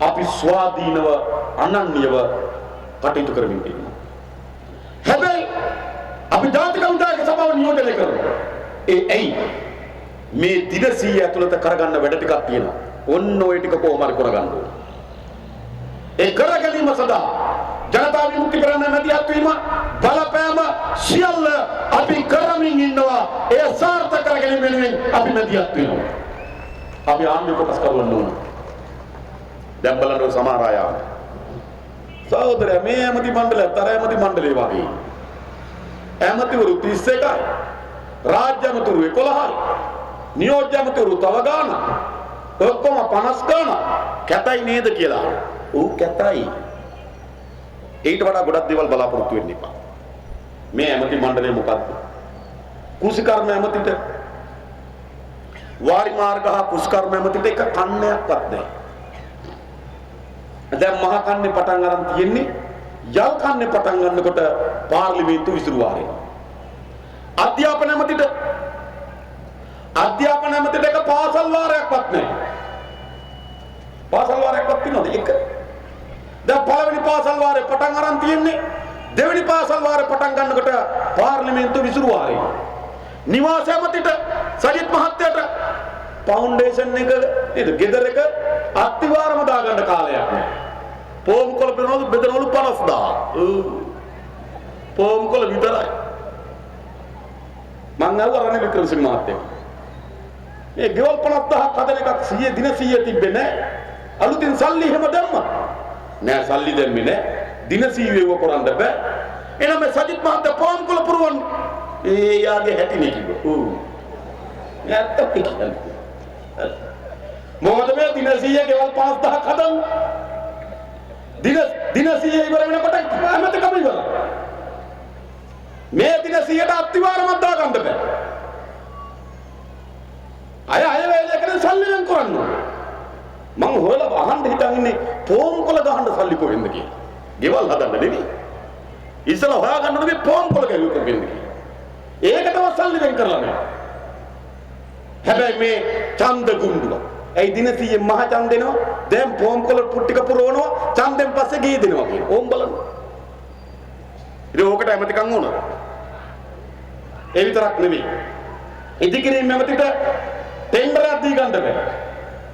එනිසා මේ අමාත්‍ය මණ්ඩලයට මේ දින 100 ඇතුළත කිසිවක් කරන්න බෑ. හැබැයි අපි ඒ බැරි එකටත් දඟලන දඟලි.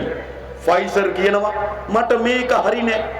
මට කැබිනට් ඇමතිකමක් ඕන මේ දින 100ට. සුජීව සේරසිංහ මහත්තයා කියනවා මම බලාපොරොත්තු වෙන නියෝජ්‍ය ඇමතිකමක් නෙවෙයි.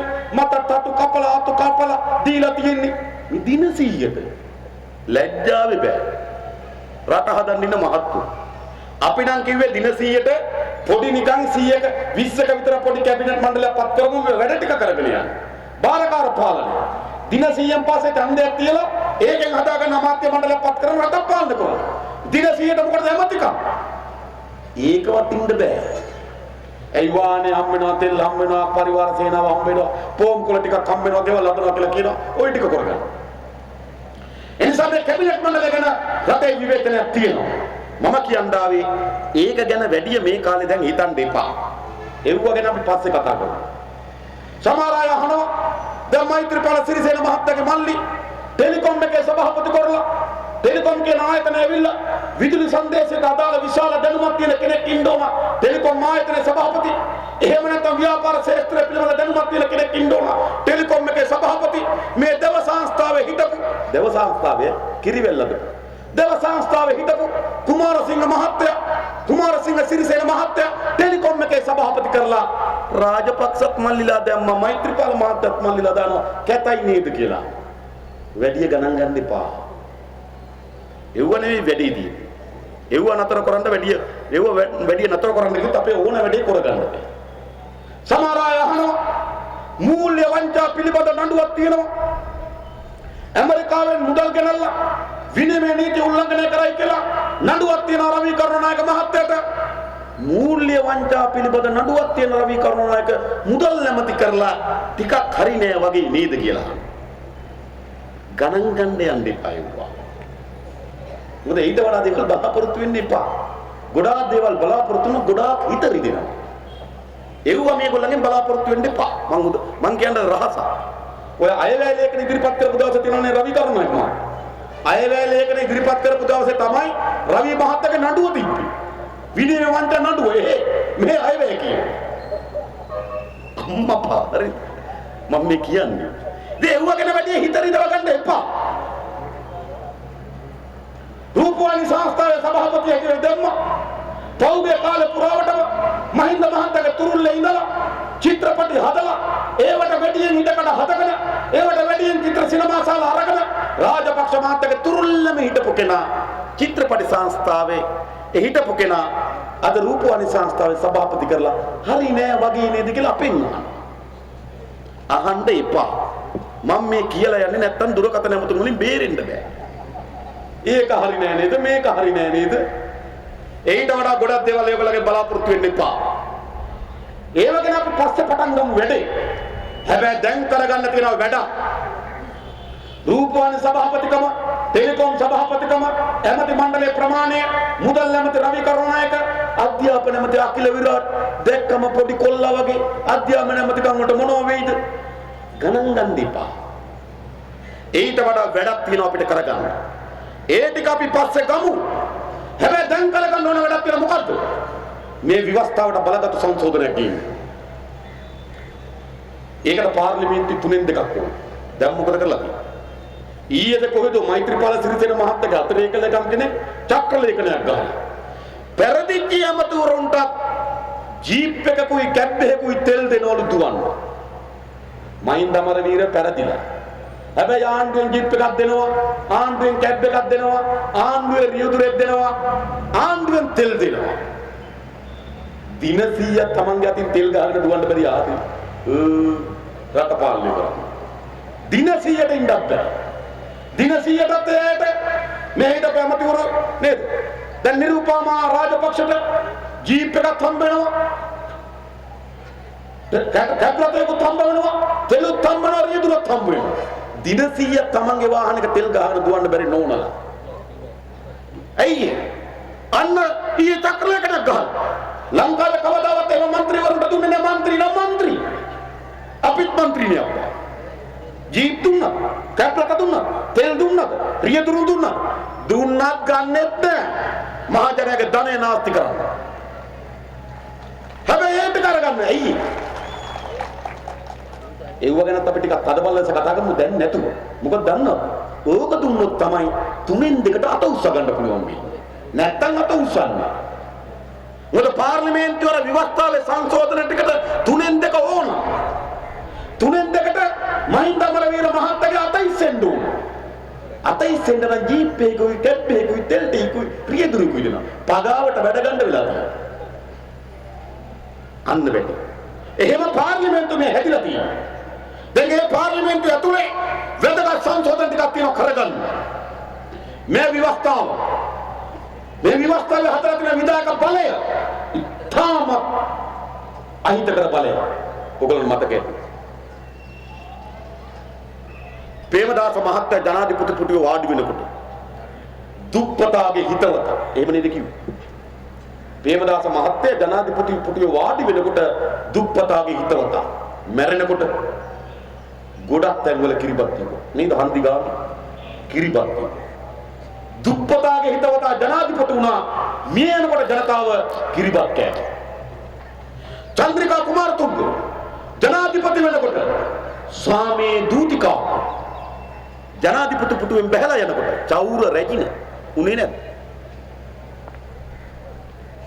මහින්ද මහතා ජනාධිපති පුටුවේ වාඩි වෙනකොට ගිරවාපත්තු ඉපදුණු කුරහන් තලප ගිලපු සාටකේ දාගත්තු ගමේ මිනිහා වැලේ ඕක නියරේ වෙලේ ඇවිදපු යනකොට කම්බ හොරා. ඇයි මේ විධායක බලය? දුප්පතාගේ හිතාතා මිය දෙනකොට කිරිබත් කන්න ජනාධිපති වෙනවා. සාමයේ දූතිකාව බහලා යනකොට චෞර රැජින වෙනවා. ගිරවාපත්තේ වෙල්ලිපනල් එවිදපු හාදය ජනාධිපති පුටුවේ වාඩි වෙලා බහලා යනකොට කම්බ හොරා වෙනවා. මොන බලයක් ඇද්දප්ප මේක? කප්පාදු කරන්න ඕන බලයක් ඕකේ වාඩි වෙලා උපාසක අම්මා වාඩි වුණා මරුසිරා වෙලා තමයි යන්නේ පාපුවේ ගහගෙන. ඒ තරම් බලයක් මේ රටට මා විශාල හෙළයක් මා විශාල විනාශයක් කරා විධායක බලය මේ රටට. එනිසා මේ විධායක බලය හොස් කරන්න ඕන. අන්න වැදගත් වැඩක් තියෙනවා මේ දින 100 තුලත කරගන්න. අරව ගැන හිතමු. හැබැයි ඒ වගේම විධායක ජනාධිපති ධූරය 1978න් පස්සේ හැම ජනාධිපති ඡන්දයකම හොස් කරනවා පුළුවන්. 94 චන්ද්‍රිකා මෙතනිය හොස් කරනවා පුළුවන්. 99 චන්ද්‍රිකා නෝනා හොස් කරනවා පුළුවන්. 2005 මහින්ද මහත්තයා හොස් කරනවා පුළුවන්. 2010 මහින්ද මහත්තයා හොස් කරනවා පුළුවන්. හැබැයි දිනුවට පස්සේ හොස් කරපු නැද්ද ධූරය? මහින්ද මහත්තයා දැනගෙන හිටියා මේක විස කොතරද කියලා. ඒ නිසා තමයි 2005 දී කියලා මම මේක හොස් කරනවා කියලා. චන්ද්‍රිකා නෝනා දැනගෙන හිටියා මේක කොතර විසද කියලා. ඒ නිසා තමයි 94 දී කියලා මේක හොස් කරනවා කියලා. හැබැයි බලයට පත්‍රය කවුරුත් හොස් කරේ නැහැ. ඒ බලය මත රටේ ජනතාව විනාශයට අතගෙන ගියා. අන්න අවස්ථාවක් එවිලා තියෙනවා. ජනාධිපති මෛත්‍රී මහත්තයා, අගමැති රනිල්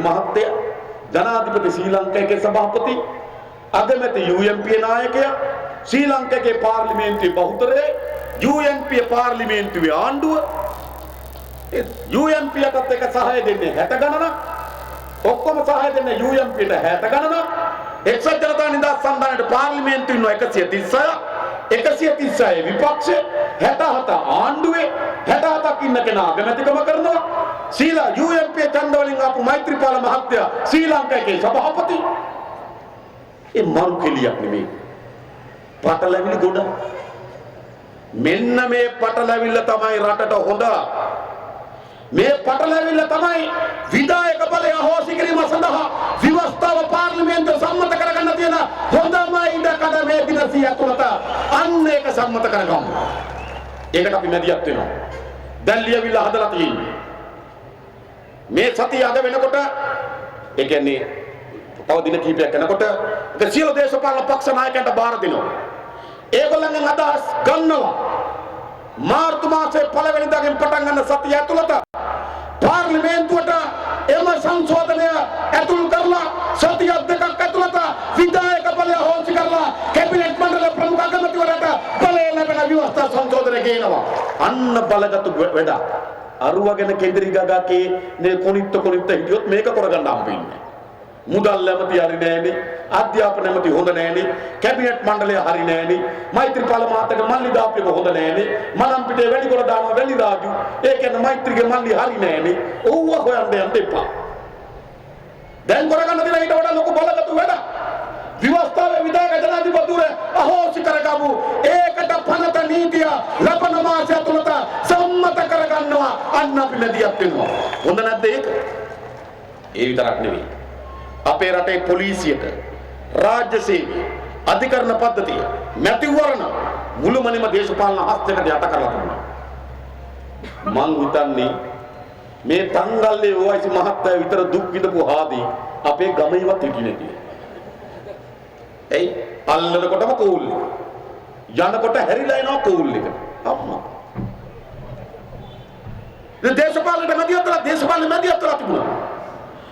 මේ හම්බන්තොට පළාතේ හැම වයස මහත්තයන් අහන්නකො ගිහිල්ලා අපි යනවා අපේ ගෙදරට පැනලා හොරා කාලා අපේ ගෙදර බඩු අරන් ගියා කියලා දුක කියන්නේ.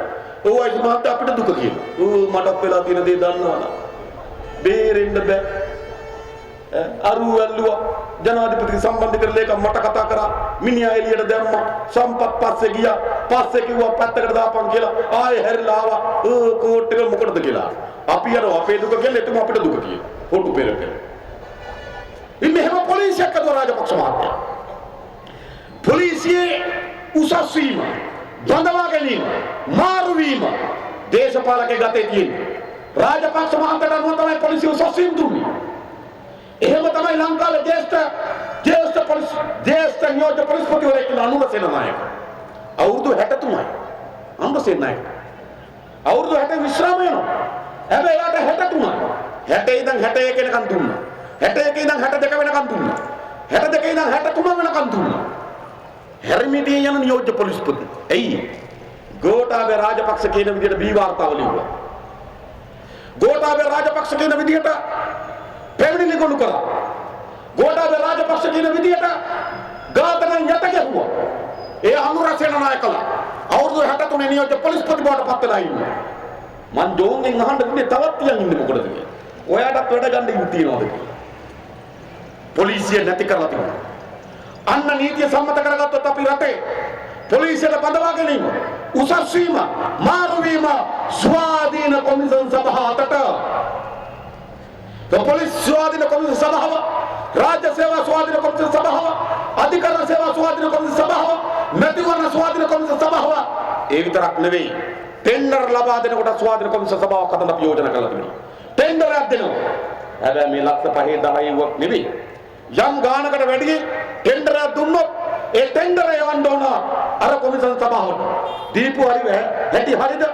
පරීක්ෂා කරාද හරියට? අඩුම කෙනාට දුන්නේ පොලිස් ගත්තද හොයලා බලන්න. කොමිසම් සභාව ටිකක් හදාගත්තොත්. විවස්ථාවට නීතියක් හැටියට දාගත්තොත් අන්න වැඩි. හොඳ නැද්ද? හැබැයි නීතියට ආව කියලා ඔක්කොම වෙයි කියලා හිතන්නත් එපා. අම්මර සිර ස්වාධීන පොලිස් කොමිසම් සභාව හැදුවා. පොලිසිය මහත්තයා ස්වාධීනයි. එහෙමවත් නෑ. හැබැයි මේ තියනවට වඩා හොඳ පොලිසියක්, මේ තියනවට වඩා යම් හොඳ රාජ්‍ය සේවය, මේ තියෙන ඡන්දවදියට වඩා වෙන හොඳට ඡන්ද ක්‍රමය. මේ තියෙන ටෙන්ඩර් ප්‍රතිපාටියට වඩා ටිකක් හොඳ ටෙන්ඩර් ප්‍රතිපාටිය. නීතියක් හදාගත්තොත් රටට හොඳ නේද? අන්න දිනසිය ඇතුළත ඒ නීතිය මාර්තු මාසයේ මුල් සතියේ පාර්ලිමේන්තුවට ගෙනල්ලා ඒ නීතිය ව්‍යවස්ථාවට ඇතුල් කරලා සම්මත කරගන්න වැඩපිළිවෙල හදලා තිබෙනවා. හොඳ නැද්ද ඒක? අන්න කරගන්න ඕන වැඩ. ඒ විතරක් නෙවෙයි. තොරතුරු දැනගැනීමේ පනතක් ඕනේ අප්පා. දැන් ඔය තොරතුරු දැනගැනීමේ පනත ඉන්දියාවේ සම්මත වුණා. ඉන්දියාවේ හැම ජනතාවකටම අයිතියක් තියෙනවා ආණ්ඩුවේ තොරතුරක් දැනගන්න. දැන් අපි හිතමු මොකද්ද මේ පැත්තේ තියෙන හම්බන්තොට සම්මන්ත්‍රණ ශාලාව. ඔය තියෙන අගේ හරක් ටිකක් බඳින්න තියෙන ගී කිරි දෙන වස්සියෝ ටික. හම්බන්තොට සම්මන්ත්‍රණ ශාලාව අපිට දැනගන්න අයිතියක් නැද්ද? හැදුවේ ඇයි? හදන්න කීයක් ගියාද? ටෙන්ඩර් කඳවලාද දුන්නා? ණය කීයක් ගත්තද? සම්මන්ත්‍රණ ශාලාවේ ප්‍රතිලාභ මොනවද? දැනගන්න ඕනේ. මට කියන්න දැනගන්න ඕනේ නැද්ද තමුන්නාන්සලා? අපේ ධනෙ වියදම් කරලා මේක හදලා තියෙන්නේ. අපිට දැනගන්න ඕනේ ඒක. මැදමුලන වලව වික්ක එහෙම නෑනේ. වික්ක කොහෙද කවුතුකාගාරත් හදලා මට ආරංචි විදියට. බලව විස්තර නේද? ඒව මැදමුලන වලව විකුණලා ගත්ත සල්ලි නෙමෙයි. මේ රටේ ජනතාවට බදු පිට බදු ගහලා එකතු කරගත්තු ධනය. හැදුව මත්තල ගුවන්තොටුපළ අපිට දැනගන්න අයිතියක් නැද්ද? මත්තල ගුවන්තොටුපළ හැදුවේ ඇයි? කීයක් ගියාද? ටෙන්ඩර් කැඳවුවද? ටෙන්ඩර් ඉදිරිපත් කරේ කවුද? අඩුම ලන්සුවද දුන්නේ? දැන් ගුවන් යාන කීයක් ආවද? ලබන මාසේ කීයක් එයි කියලා හිතනවද? දැනගන්න ඕනේ නැද්ද අපිට? අපිට දැනගන්න ඕන අපේ ධනෙ. හැබැයි නීතියක් නැහැ. අන්න තොරතුරු දැනගැනීමේ පනත සම්මත කරන්න ඕන. හැම පුරවැසියෙකුට මේ පාසල් දරුවෙකුට උනා තමන්ගේ අධ්‍යාපනයට ආණ්ඩුවෙන් දැනගන්න තොරතුරක් ඕන. තරුණයෙකුට රජයෙන් දැනගන්න තොරතුරක් ඕන. මාධ්‍යවේදියෙකුට ආණ්ඩුවෙන් දැනගන්න තොරතුරක් ඕන. සාමාන්‍ය ජනයාට රජයේ සිදුවීම් පිළිබඳ දැනගන්න තොරතුරක් ඕන. ඒ තොරතුරු ලබා දෙන්න නීතියක් ඕන. ඒ නීතිය හැදුවා ඉන්දියාව. අද ඉන්දියාවේ හැම රාජ්‍ය කාර්යාලයකම තොරතුරු දැනගැනීමේ නිලධාරියෙක් ඉන්නවා. ඒ කාර්යාලයේ ඉන්න නිලධාරියෙක් හැම රාජ්‍ය කාර්යාලයකම ඒ ඔෆිස් එකේ පසුවෛද්‍ය කාර්යාලය, දිසාපති කාර්යාලය, මේ හැම තැනකම ඉන්නවා කුසකර්ම කාර්යාලය, හැම තැනක ඉන්න තොරතුරු දැනගැනීමේ නිලධාරියෙක්. කවුරු හරි ජනතාවකට ඕන තොරතුර අම්මතුල ගෙන ගියා කච්චේරිය පිරෙව්වා. මත්තල ගුවන්තොටුපළ කොච්චර ලොකුද? මත්තල ගුවන්තොටුපළ පහුගිය අවුරුද්ද ගුවන් යාන කීයක් ආවද? මත්තල ගුවන්තොටුපළ හදන්න කීයක් වියදම් වුණාද? මත්තල ගුවන්තොටුපළේ මාසික ආදායම කීයද? මත්තල ගුවන්තොටුපළේ මාසික වියදම කීයද? අපිට ලාභද පාඩුද? අන්න ඕන එක ලිව්ව ඇප්ලිකේෂන් එකේ. ලියලා නිලධාරියට දුන්නාම ඒ නිලධාරියා નિયમિત කාලයක් ඇතුළත තොරතුරු දෙන්න ඕන. ඉන්දියාවේ පනත අනුව ඒ කාලය ඇතුළත තොරතුරු දුන්නේ නැත්තම් නිලධාරියාගේ පඩි කපනවා. බය වෙන්න එපා. නීතිය තියෙනවා. තොරතුරු ඕනත් ඉල්ලුම් පත්‍ර දෙනවා. ඒ තොරතුරු දෙනවා. ඒ තොරතුරු නිසිපරිදි දුන්නේ නැත්තම් පඩියක් කපනවා ඒ නිලධාරියා. නීතිය බලවත්. අද අපේ රටේ ජනතාවට තොරතුරු දැනගන්න අයිතියක් නැහැ. එහෙම නීතියක් නැහැ. අපි රාජපක්ෂ මහත්තයා ආණ්ඩුව කරන කාලේ විපක්ෂෙන් අපි ගෙනාවා ඒ පනත. ගෙනාපු වෙලාව සාමාන්‍ය පනතක් පාර්ලිමේන්තුවේ ඉදිරිපත් කරලා විවාදයට දින දාගෙන විවාද කරලා එක්ක සම්මත කරනවා එක්ක සම්මත නොකර ඉන්නවා. අපි පනත දැම්මා. පනත දාපු දවසේ පනත දාන්න දෙනව නැද්ද කියලා. ඔය දිනේෂ් කුණුවර්ධන ලැජ්ජය බැදම් ප්‍රජාතන්ත්‍රවාදී ගැන කතා කරනවා. මානව හිමිකම් ගැන කතා කරනවා. ශ්‍රේෂ්ඨාධිකරණ ගැන කතා කරනවා. දිනේෂ් කුණුවර්ධන. එදා තොරතුරු දැනගැනීම පනත පාර්ලිමේන්තුවට දානකොට දිනේෂ් කුණුවර්ධන නැගිටලා ඡන්දයක් විමසුවා. පනත දාන්න දෙනවද නැද්ද කියලා ඡන්දයක් ගත්තා. විවාද කරනවද නැද්ද නෙමෙයි. විවාදෙදි සම්මත කරනවද නැද්ද නෙමෙයි. ඡන්දයක් ගත්ත පනත දාන්න දෙනවද නැද්ද කියලා. ආණ්ඩුවේ බහුතරය නැගිටලා කිව්වා පනත දාන්න දෙන්නේ නැහැ කිව්වා. විවාද කරන්න නෙවෙයි, සම්මත කරන්න නෙවෙයි. ඒ පනත රාජපක්ෂලාට තොරතුරු වහගන්න ඕන වුණා. රාජපක්ෂලාට තොරතුරු හංගන්න ඕන වුණා. රාජපක්ෂලාට තොරතුරු එළියට වළක්වන්න ඕන වුණා. රාජපක්ෂලාගේ නීතිය පාර්ලිමේන්තුවට පනත දාන්න දුන්නෙත් නෑ. මන් දවසක් ඇව පාර්ලිමේන්තුවේ රාජපක්ෂ මහත්තයා රට කී පාරක් ගියාද? කී දෙනෙක් අරගෙන ගියාද? කීයක් වියදම් වුණාද? ලැබුණු ප්‍රතිලාභ මොනවද කියලා අපිට දැනගන්න අයිතියක් නෑ. රාජපක්ෂ මහත්තයා රට කී පාරක් ගියාද? කී දෙනෙක් අරගෙන ගියාද? කීයක් වියදම් වුණාද? රටට ලැබුණු ප්‍රතිලාභ මොනවද? අපිට දැනගන්න අයිතියක් තියෙනවා. දිනේෂ් ගුණවර්ධන නැගිට පාර්ලිමේන්තුවේ නැගිටලා කියනවා ආරක්ෂක හේතුන් මත කියන්න බෑ. අවුරුදු 3කට කලින් රට ගිහිල්ලා ආරක්ෂක හේතුන් මත පාර්ලිමේන්තුවට කියන්න බෑ. රටට නෙවෙයි රාජපක්ෂලා පාර්ලිමේන්තුවට තොරතුරු වසන් කළා. පාර්ලිමේන්තුවට බොරු තොරතුරු දුන්නා. සාක්ෂි දිනමංගා බොරු තොරතුරු දුන්න දිනේෂ් ගුණවර්ධන පාර්ලිමේන්තුවේ. රාජපක්ෂලා තොරතුරු දැනගෙන පනත නෙවෙයි. තොරතුරු දැනගෙන අයිතිය නෙවෙයි. පාර්ලිමේන්තුවට තොරතුරු වසන් කළා. රාජපක්ෂලාට බොරුව වුණා. ඇත්ත එළියට එනක වළක්වා ගන්න ඕන වුණා. හැබැයි මේ නීතිය සම්මත වෙලා තිබුණා ඕක කරන්න බෑ. අන්න කරගන්නවා නම් වැඩි. තොරතුරු දැනගැනීමේ නීතිය පනතක් හැටියට පාර්ලිමේන්තුවට දාලා සම්මත කරගන්නවා මේ දින 100 ඇතුළත හැම පුරවැසියටම තොරතුරු දැනගන්න තියෙන අයිතිය. ඊට පස්සේ අපි ඇප්ලිකේෂන් එකක් දාමු. ටෙලිකොම් එකේ සභාපති ධූරයේපත් උනේ කවුද? උත්තරේ කුමාරසිංහ සිරිසේ. එතුමා ටෙලිකොම් එකට දාන්න තියෙන සුදුසුකම් මොනවද? එයි දව සංස්ථාවේ කළමනාකරු. දව සංස්ථාවේ ඉතින් තොරතුරු ටික ගන්න පුළුවන්. දැන් ඔව්ව ගැන කනස්සල්ල හිටියොත් මේ වැඩේ කරගන්න බෑ.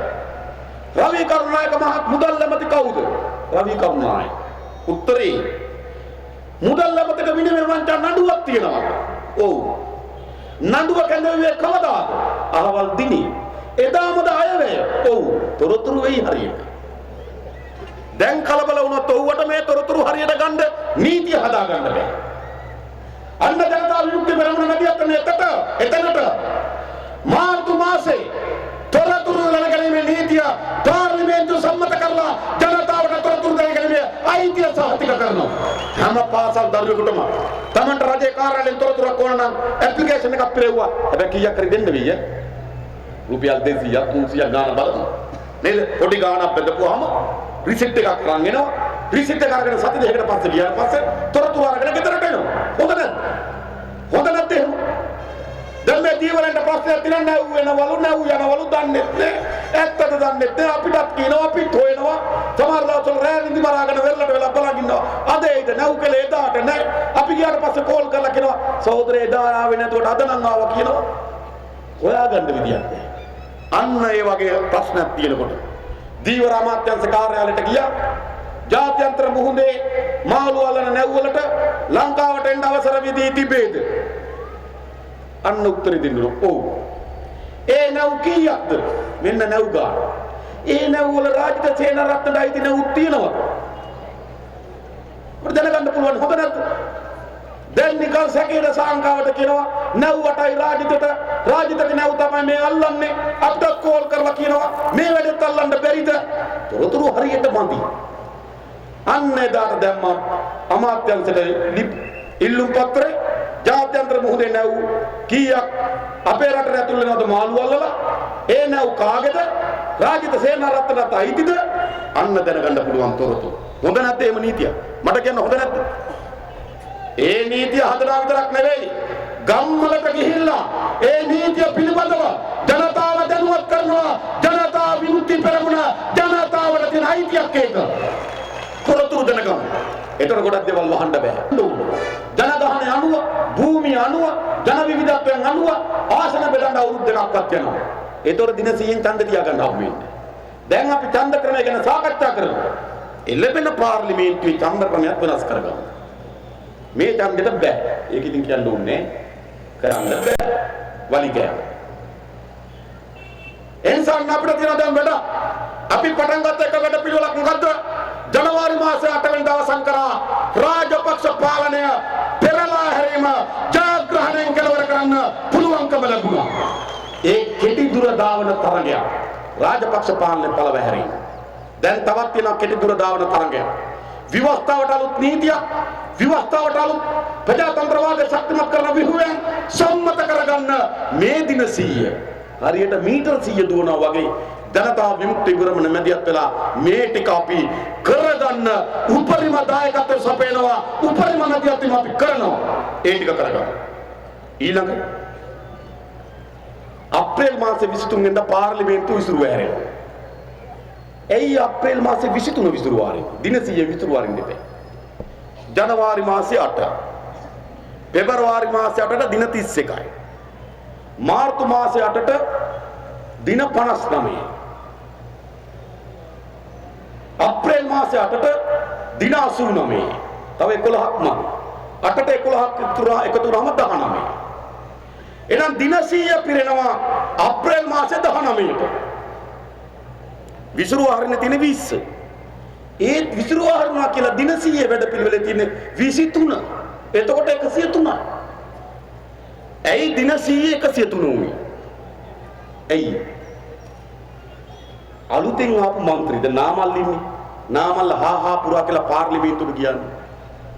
පාර්ලිමේන්තු മന്ത്രിවරයෙකුට විස්්‍රාම වැටුප ලැබෙන්නේ අවුරුදු 5 පිරුණාම. අප්‍රේල් මාසේ 20 විසිරුව හැරියොත් දින 3ක් මදි. පෙන්ෂන් එකේ හින්දා තමයි අප්‍රේල් මාසේ 23 විසිරුව ආරින්නේ. උන් දැනගන්න. රනිල් මහත්තයා දින 100 වැඩ පිළිවෙල කිව්වට දින 103යි. දින 100 විසිරුව හැරියොත් අලුත් മന്ത്രിවරුන්ට පෙන්ෂන් එක නැහැ. පෙන්ෂන් එක නැතුව අරකට අත උසගන්න පුළුවන් වෙයි. කාර් එකක් දීලා ජීප් එකක් දීලා තෙල් ටිකක් දීලා ඩ්‍රයිවර් කෙනෙක් දීලා තමයි අර බලගත සංශෝධනට අත උසගන්න වෙලා තියෙන්නේ. පෙන්ෂන් එක කපනවා කිව්වොත් එන්නේ නැතුව ඒ පාර්ලිමේන්තුව. ඔය දින 100 ගෙදරට වෙලා ඉන්නවා කියලා. ඒ නිසා ලැජ්ජයි මේ පාලකයෝ හොඳේ. නේද? අර දින 3 ඉන්න try කරන පෙන්ෂන් එකත් අර යන්නේ. කමක් නෑ හා. අප්‍රේල් මාසේ 23 පාර්ලිමේන්තුව විසිරුව හැරෙනවා. ඊට පස්සේ නම් මහතන්දි. ඔන්න ජනතා විමුක්ති පෙරමුණ ඊළඟ වැඩේ. අපි තමුන්නාන්සලට ආවේ පරාද කරපු කතාවක්, දින 100 කතාවක්, පාර්ලිමේන්තුව ඡන්දදී කරන්න ඕන කතාවක් තමුන්නාන්සලත් එක්ක කතා බහ කරගෙන තමයි අපි අද ආවේ. මේ පාර්ලිමේන්තුව. දැන් මේ පාර්ලිමේන්තුව මොකක්ද? මේ පාර්ලිමේන්තුවට කියන්නේ මොකද්ද? ජනතාවගේ උත්තරීතර තැන. ඒගොල්ලෝ කියන්නේ අපි නම් කියන්නේ නෑ.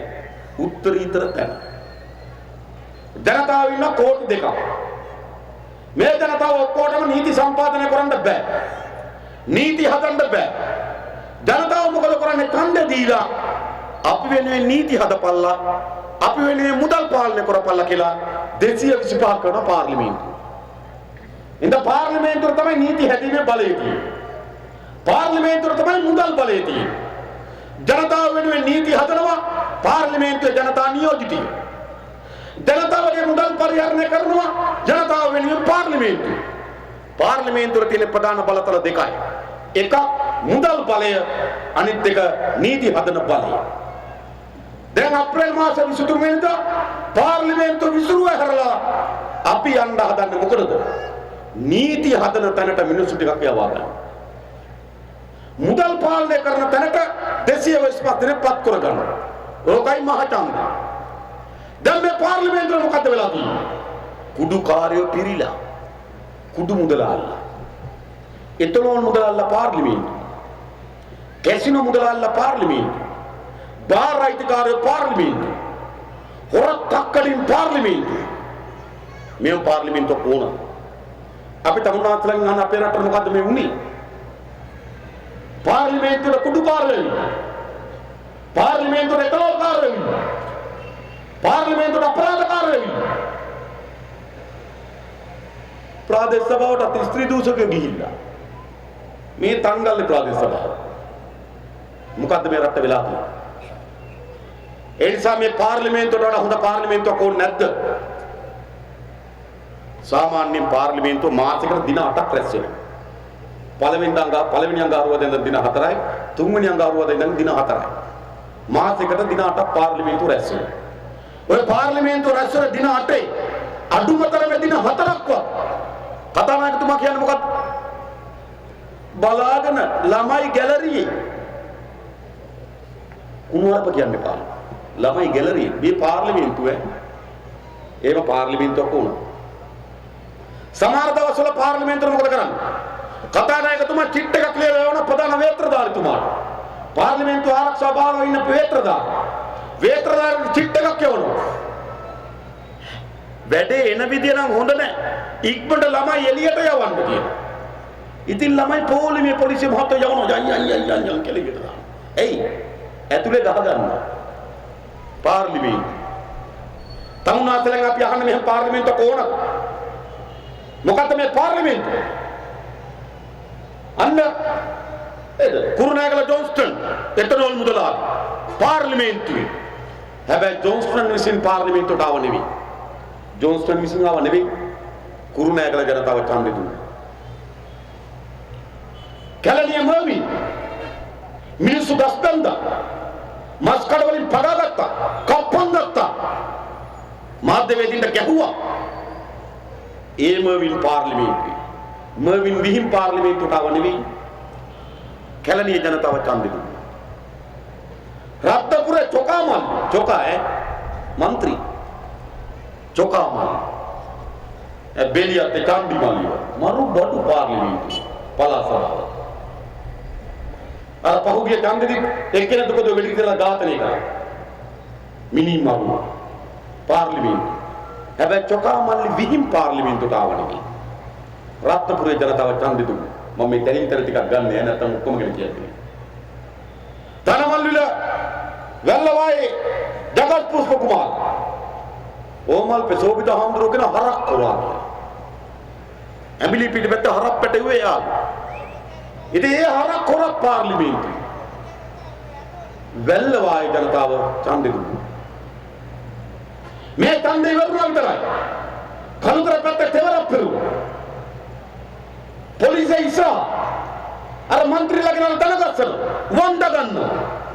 හැබැයි තෙවරක් පෙරුම විහිම් පාර්ලිමේන්තුවට ගියනේ ජනතාව විසින් ඡන්දෙ දුන්නා. සජින් වාස්ලා නාමල් රාජපක්ෂලා මේ රටේ ජනතාව ඡන්දෙ දුන්නා. ඒ නිසා පාර්ලිමේන්තුවේ ඉන්න മന്ത്രിවරුන්ට විතරක් බැනලා හරියන්නේ නැහැ. පාර්ලිමේන්තුවේ ඉන්න മന്ത്രിවරුන්ට විතරක් කෑ ගහලා හරියන්නේ නැහැ. එයාට විතරක් කෑ ගහලා හරියන්නේ නැහැ.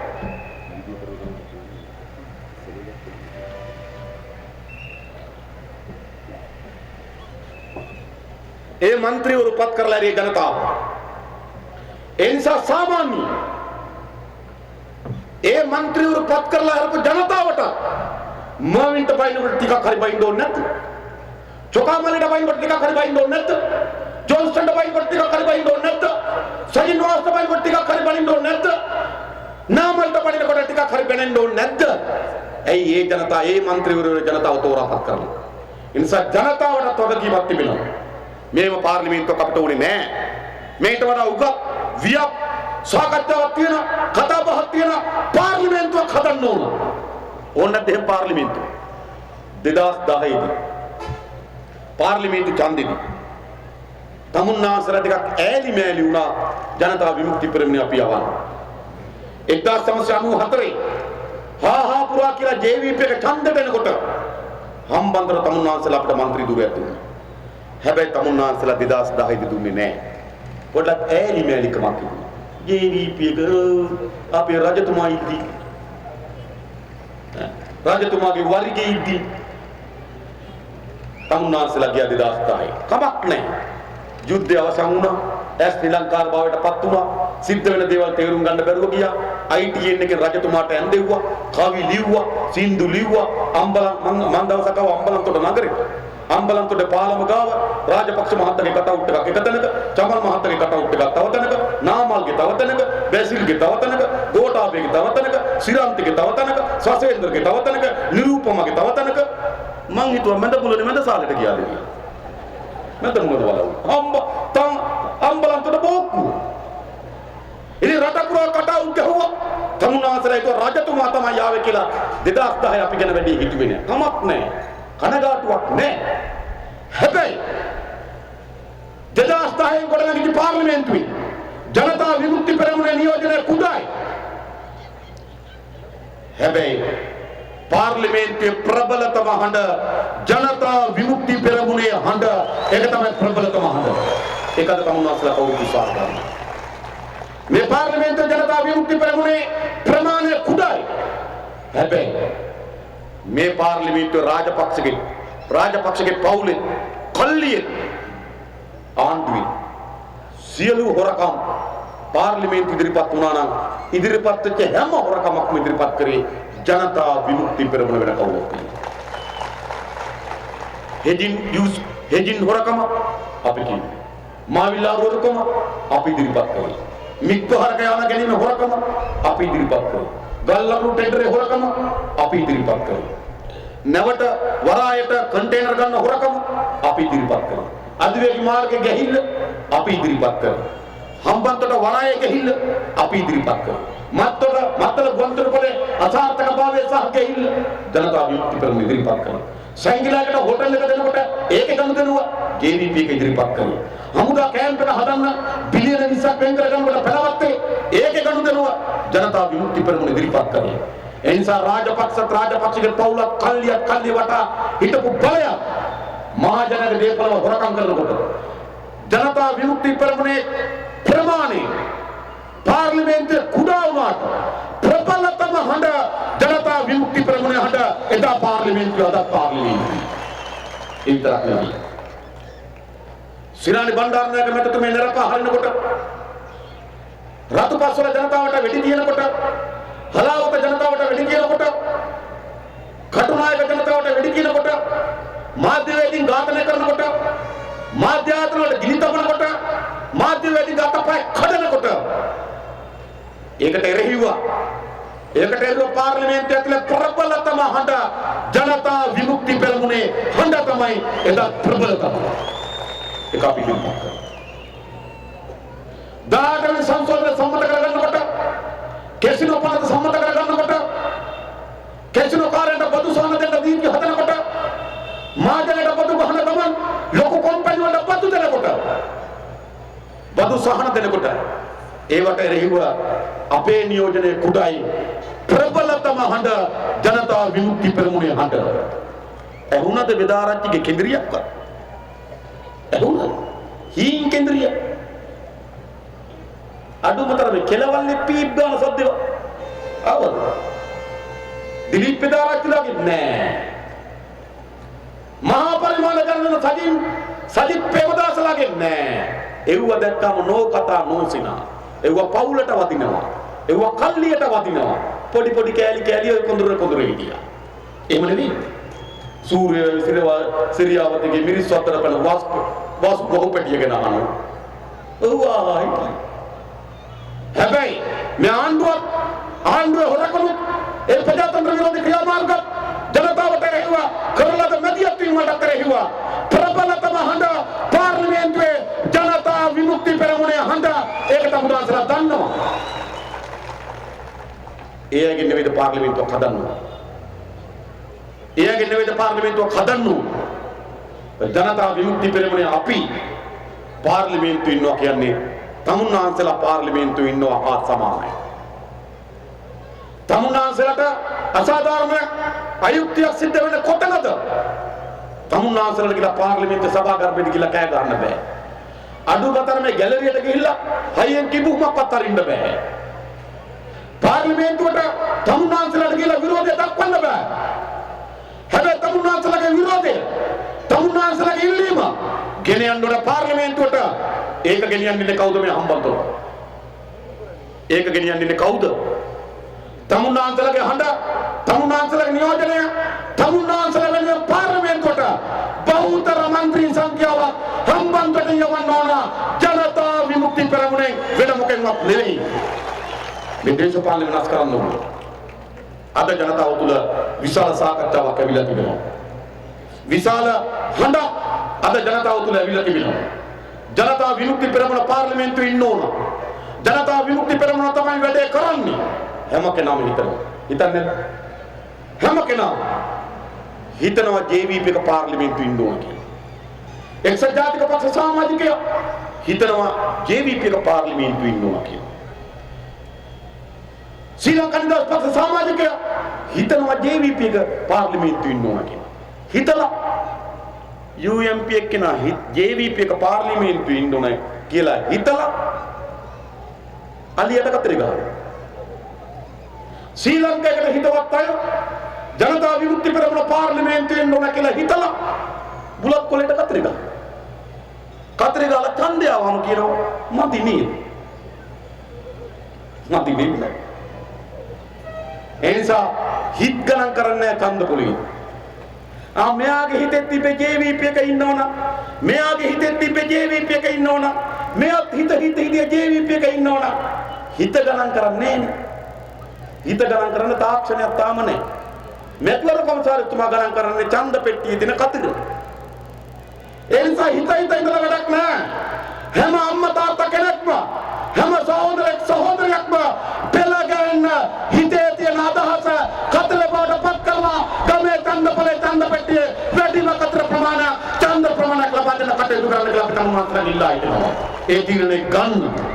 ඒ තීරණය ගන්න ඕනද? තමුන්වන්තලා හොඳට මැති. මේ ගත වෙච්ච දේශපාලන විද්‍යාව විතරක් බලන්න. ඈත බලන්න කම්මැලි නෑ. ඈත ටිකක් අමතක නෑ. මේ දවස් කීපය ගැන බලන්න. ඒත් ඇතිනේ අප්පා. දැන් බලන්න ශ්‍රී ලංකා නිදහස් පක්ෂ ප්‍රමුඛ සංධානයේ පෙරදුනා. පෙරදුනාම ශ්‍රී ලංකා නිදහස් පාක්ෂිකයන්ගේ හිත ටිකක් කනගාටුවෙන් බර වුණා. පොඩි බියක් සැකේකුත් ආවා. ඒ වෙලාවට පක්ෂ මොකද්ද කරන්න ඕන? පක්ෂ හයියට ඉන්න ඕන. හැබැයි පක්ෂ හයියට ඉන්න ඕන කවුද? පක්ෂ මෙහෙවන්නේ පක්ෂ ජාතික සංවිධායක. ජාතික සංවිධායක කවුද? බැසිල් රාජපක්ෂ. ශ්‍රී ලංකා නිදහස් පක්ෂ ජාතික සංවිධායක බැසිල් රාජපක්ෂ. පෞගේ ආණ්ඩුව මෙහෙව්වේ බැසිල් රාජපක්ෂ. නියඟට ආධාර බෙදන්න ඕන. මහින්ද අමරවීරගේ ආපදා කළමනාකරණකෙන් ඒක බෙදන්න ආර්ථික සංවර්ධනයකින් බැසිල්. පාසල් වල ගොඩනැගිලි හැදුවා. ඒක අදන්නන අධ්‍යාපන අමාත්‍යාංශය. ඒක හැදුවේ ආර්ථික සංවර්ධන අමාත්‍යාංශය. රාජ්‍ය සේවකයන්ට බයිසිකල් බෙදුවා. ඒක බෙදන්න රාජ්‍ය පරිපාලන අමාත්‍යාංශය. ඒක බෙදුවා ආර්ථික සංවර්ධන අමාත්‍යාංශය. ගෙවල් වලට ඇට බෙදුවා, පැල බෙදුවා, මුල්ලුවක් බෙදුවා. ඒක බෙදන්න ඕන කුෂ්කර්ම අමාත්‍යාංශය. ඒක බෙදුවා ආර්ථික සංවර්ධන අමාත්‍යාංශය. සමෘද්ධිය අත්පත් කරගත්තා. ඒකට තියෙන තිබා සමෘද්ධිය අමාත්‍යාංශය. ඒකත් අත්පත් කරගත්ත බැසිල් රාජපක්ෂ. සමෘද්ධිය බෙදුවේ බැසිල් රාජපක්ෂ. සමෘද්ධි බැංකුව වලින් 50000ක ණයක් දෙනවා කිව්වා ගෘහණියන්ට. ඒ ණය දෙන්නේ බැසිල් රාජපක්ෂ. රටම පාලනය කරේ බැසිල්. හෝටල් වලට ඉඩම් දුන්නේ බැසිල්. ව්‍යාපෘති අස්තමේන්තු කරේ බැසිල්. කැසිනෝ වලට බදු සහන දුන්නේ බැසිල්. මන්නාරම තෙල් සම්පත විදේශේ සමාගමට පවරලා ඒගොල්ලන්ට බදු සහන දුන්නේ බැසිල්. ඒත් රාජපක්ෂ මහත්තයා මේක ඇහෙනවනම් රාජපක්ෂට හිතේ ඉඳන්නේ යකෝ මම මොනවද කරේ කියලා. එතුමා බබ්බු වඩාගත්තලා අම්මලා නෙලෙව්වා. බල්ලෝ ඇති කරා ආස්පිය බලාගත්තා කුරුල්ලෝ ඇති කරා. පාසල් ගාන ගියා වැසිකිලි වුරුතු කරා ඕ මෙතුමා කරුවා. මේක තමයි කරේ. දැන් ඒ ජාතික සංවිධායක මොකද වුනේ? දැන් පක්ෂ කරදිලා ශ්‍රී ලංකා නිදහස් පාක්ෂිකයන්ගේ හදවත කනගාටුවෙන් පිරීලා බැසිල් නෝනත් ගත්ත බෑග් ටිකක් දැම්ම කන්ටේනර් එක පැන්න ඇමරිකාව. පැනපු බව දැන්නේ ඇමරිකාවේ එයාපෝට් එකේ කොල්ලෙක් ඉඳලා ෆොටෝ එකක් අරන් ඉවුවා. එතකන් දන්නේ අම්මා. මම බැරි වෙලාවට මොකක් හරි පන්සලයක උත්සවයකින්ද එන පන්සලක උත්සවයකින්ද මහින්ද රාජපක්ෂ මහත්තයා හම්බුනොත් අහන්න ඉතින් ඉන්නේ. ඔබතුමාටවත් කිව්වද කියලා. අම්මා දැනගන්න ඕන. මේ හිටපු පතාක යෝධේ පක්ෂය පරදෙනවට දාලා යනවා. මෙහෙම පක්ෂයක් ඕනද ශ්‍රී ලංකා නිදහස් පාක්ෂිකයන්? තමුන්නාන්සලගේ පක්ෂද මෙව්වා. අර සොයිසා මහින්ද මහත්තයා ඉන්නකම් වඳිනවා. දැකපු තැන එන්න කඳේ වගේ වැටෙනවා. වලස් පෙට්ටිය වගේ දැන ගන්නවා. උඩ හැඩරුවත් එහෙම වගේ ටික. දැනගෙන බලස් පැටියක් දැනගෙවෝ. දකින්න තැන වැඳ හිටියා. මහින්ද රාජපක්ෂ මහත්තයා. රාජතුමා කිව්වා පෞරුෂයක් තියනවා කිව්වා. උඩුරවුල කලුල් කිව්වා. සෝතකේ අඳින්න කිව්වා. කුරහන් දලප ගිරින්න කිව්වා. නේද මොනවද නොකිව්වේ? පෙරදුනා විතරයි කිව්වා. අපි තාත්තා මරනම මලකඳ ගෙදර තියාගන්නේ. ඇඬුව භූමි දානේ කරා මලකඳ. පාක්ෂද මෛත්‍රීපාල සිරිසේන මහත්තයා තමන්ගේම පක්ෂේ ලේකම්වරයා අනිත් පැත්තෙන් ඡන්දෙ ඉල්ලුවා. තමන්ගේ පක්ෂේ ලේකම්වරයා ඔය හැම ආසන සංවිධායකෙක්ම පත්වීම ගන්න එයාගේ අතින්. හැබැයි මහින්ද මහත්තයා දුන්නත් දන්නේ එයාට දෙන්න. නා විවස්ථාව අනුව සංවිධායකවරුන්ගේ පත්වීම දෙන්න ඕන ලේකම්. ඔය මහින්ද අමර වීරද නිරූපමද නාමල්ද චමල්ද පත්වීම ලිපිය ගත්ත කාගෙන්ද? මෛත්‍රීපාල සිරිසේන. ශ්‍රී ලංකා නිදහස් පක්ෂ මහලේකම්තුමා. මහලේකම්තුමා අනිත් පැත්තට පැන්න විතරයි බුරන්න පටන් ගත්තා. රූකඩයක් කිව්වා. චන්ද්‍රිකාගේ මපට් එකක් කිව්වා. අධිරාජ්‍යවාදී කැත්ත කිව්වා. හැටි විතර පඹය වගේ කිව්වා. අයියෝ සිරිසේන කිව්වා. පැන්නා පස්සේ ජනාධිපති වෙලා දිනුවා. ජනාධිපති ඡන්දෙන් දිනුවා. දිනුවට පස්සේ අපේ ලේකම්, අපේ නායක, අපේ ජනපති, අපේ ගොවියා, අපේ මෙහි ගිරවා පැත්තුවා. නේද පුලතිසුපුරේ ගොවියා ආය ආවටන්න පටන් ගත්තා. ලැජ්ජයි මේ නායකයා. එතරම් මට කියන්න තියෙනවා. එනිසා අපි අහන්නේ ශ්‍රී ලංකා නිදහස් පාක්ෂිකයන්ගේ ඔය පක්ෂ තමුන්නාන්සලගේ නෙවෙයි. බලය වෙනුවෙන් එහෙට පයින්නවා, අරය වඳිනවා, මෙයා වඳිනවා, වැඳ බලයි නොතරයි. ශ්‍රී ලංකා නිදහස් පාක්ෂිකයන්ට අපි ඉල්ලා හිටින්නේ මේ දින කිහිපය ඇතුළත තමුන්නාන්සලගේ පක්ෂ කර්තව්‍ය ගැන හිතලා බලන්න. චන්ද්‍රිකා කුමාරතුංග මැතිණිය ශ්‍රී ලංකා නිදහස් පක්ෂේ වැටිලා හතර ගාතෙන් වැටලා තිබු වෙලාවක ශ්‍රී ලංකා නිදහස් පක්ෂයේ ජයග්‍රහණය පිළිබඳව විශ්වාසයක් නැතුව තිබු වෙලාවක චන්ද්‍රිකා කුමාරතුංග 94 ඇවිල්ලා දිනුවා. ශ්‍රී ලංකා නිදහස් පක්ෂයට අවුරුදු 14කට පස්සේ බලයක් අරන් දුන්නා. 2005 ගෙදර ගියා. ඔය එක නායකයෙක්වත් බලන්න ගියේ. චන්ද්‍රිකා කුමාරතුංග මැතිණිය මණ්ඩක රූපවාහිනිය මහින්ද මහත්තයා දිනපු දවසේ ගත්තලු දුරකථනයෙන් කෝල් එකක් දිනුවට සුබ පතන්න. මහින්ද මහත්තයා සුබ පතන්න පටන් ගත්තලු චන්ද්‍රිකා මුණට. විනාඩි 19ක් තිස්සේ සුබ පැතුවා. කුණු හරපේ. එයා කියපු විදිහ මේ මොන පක්ෂද? ඒ නායකයන්ට යට වදිනවා, අනිත් නායකයන්ට යට නැති වදිනවා, උඩ ඉන්න අය බලේ ඉන්නවා. පාර ශ්‍රී ලංකා නිදහස් පාක්ෂිකයන්ට මොකද වෙලා තිබෙන්නේ?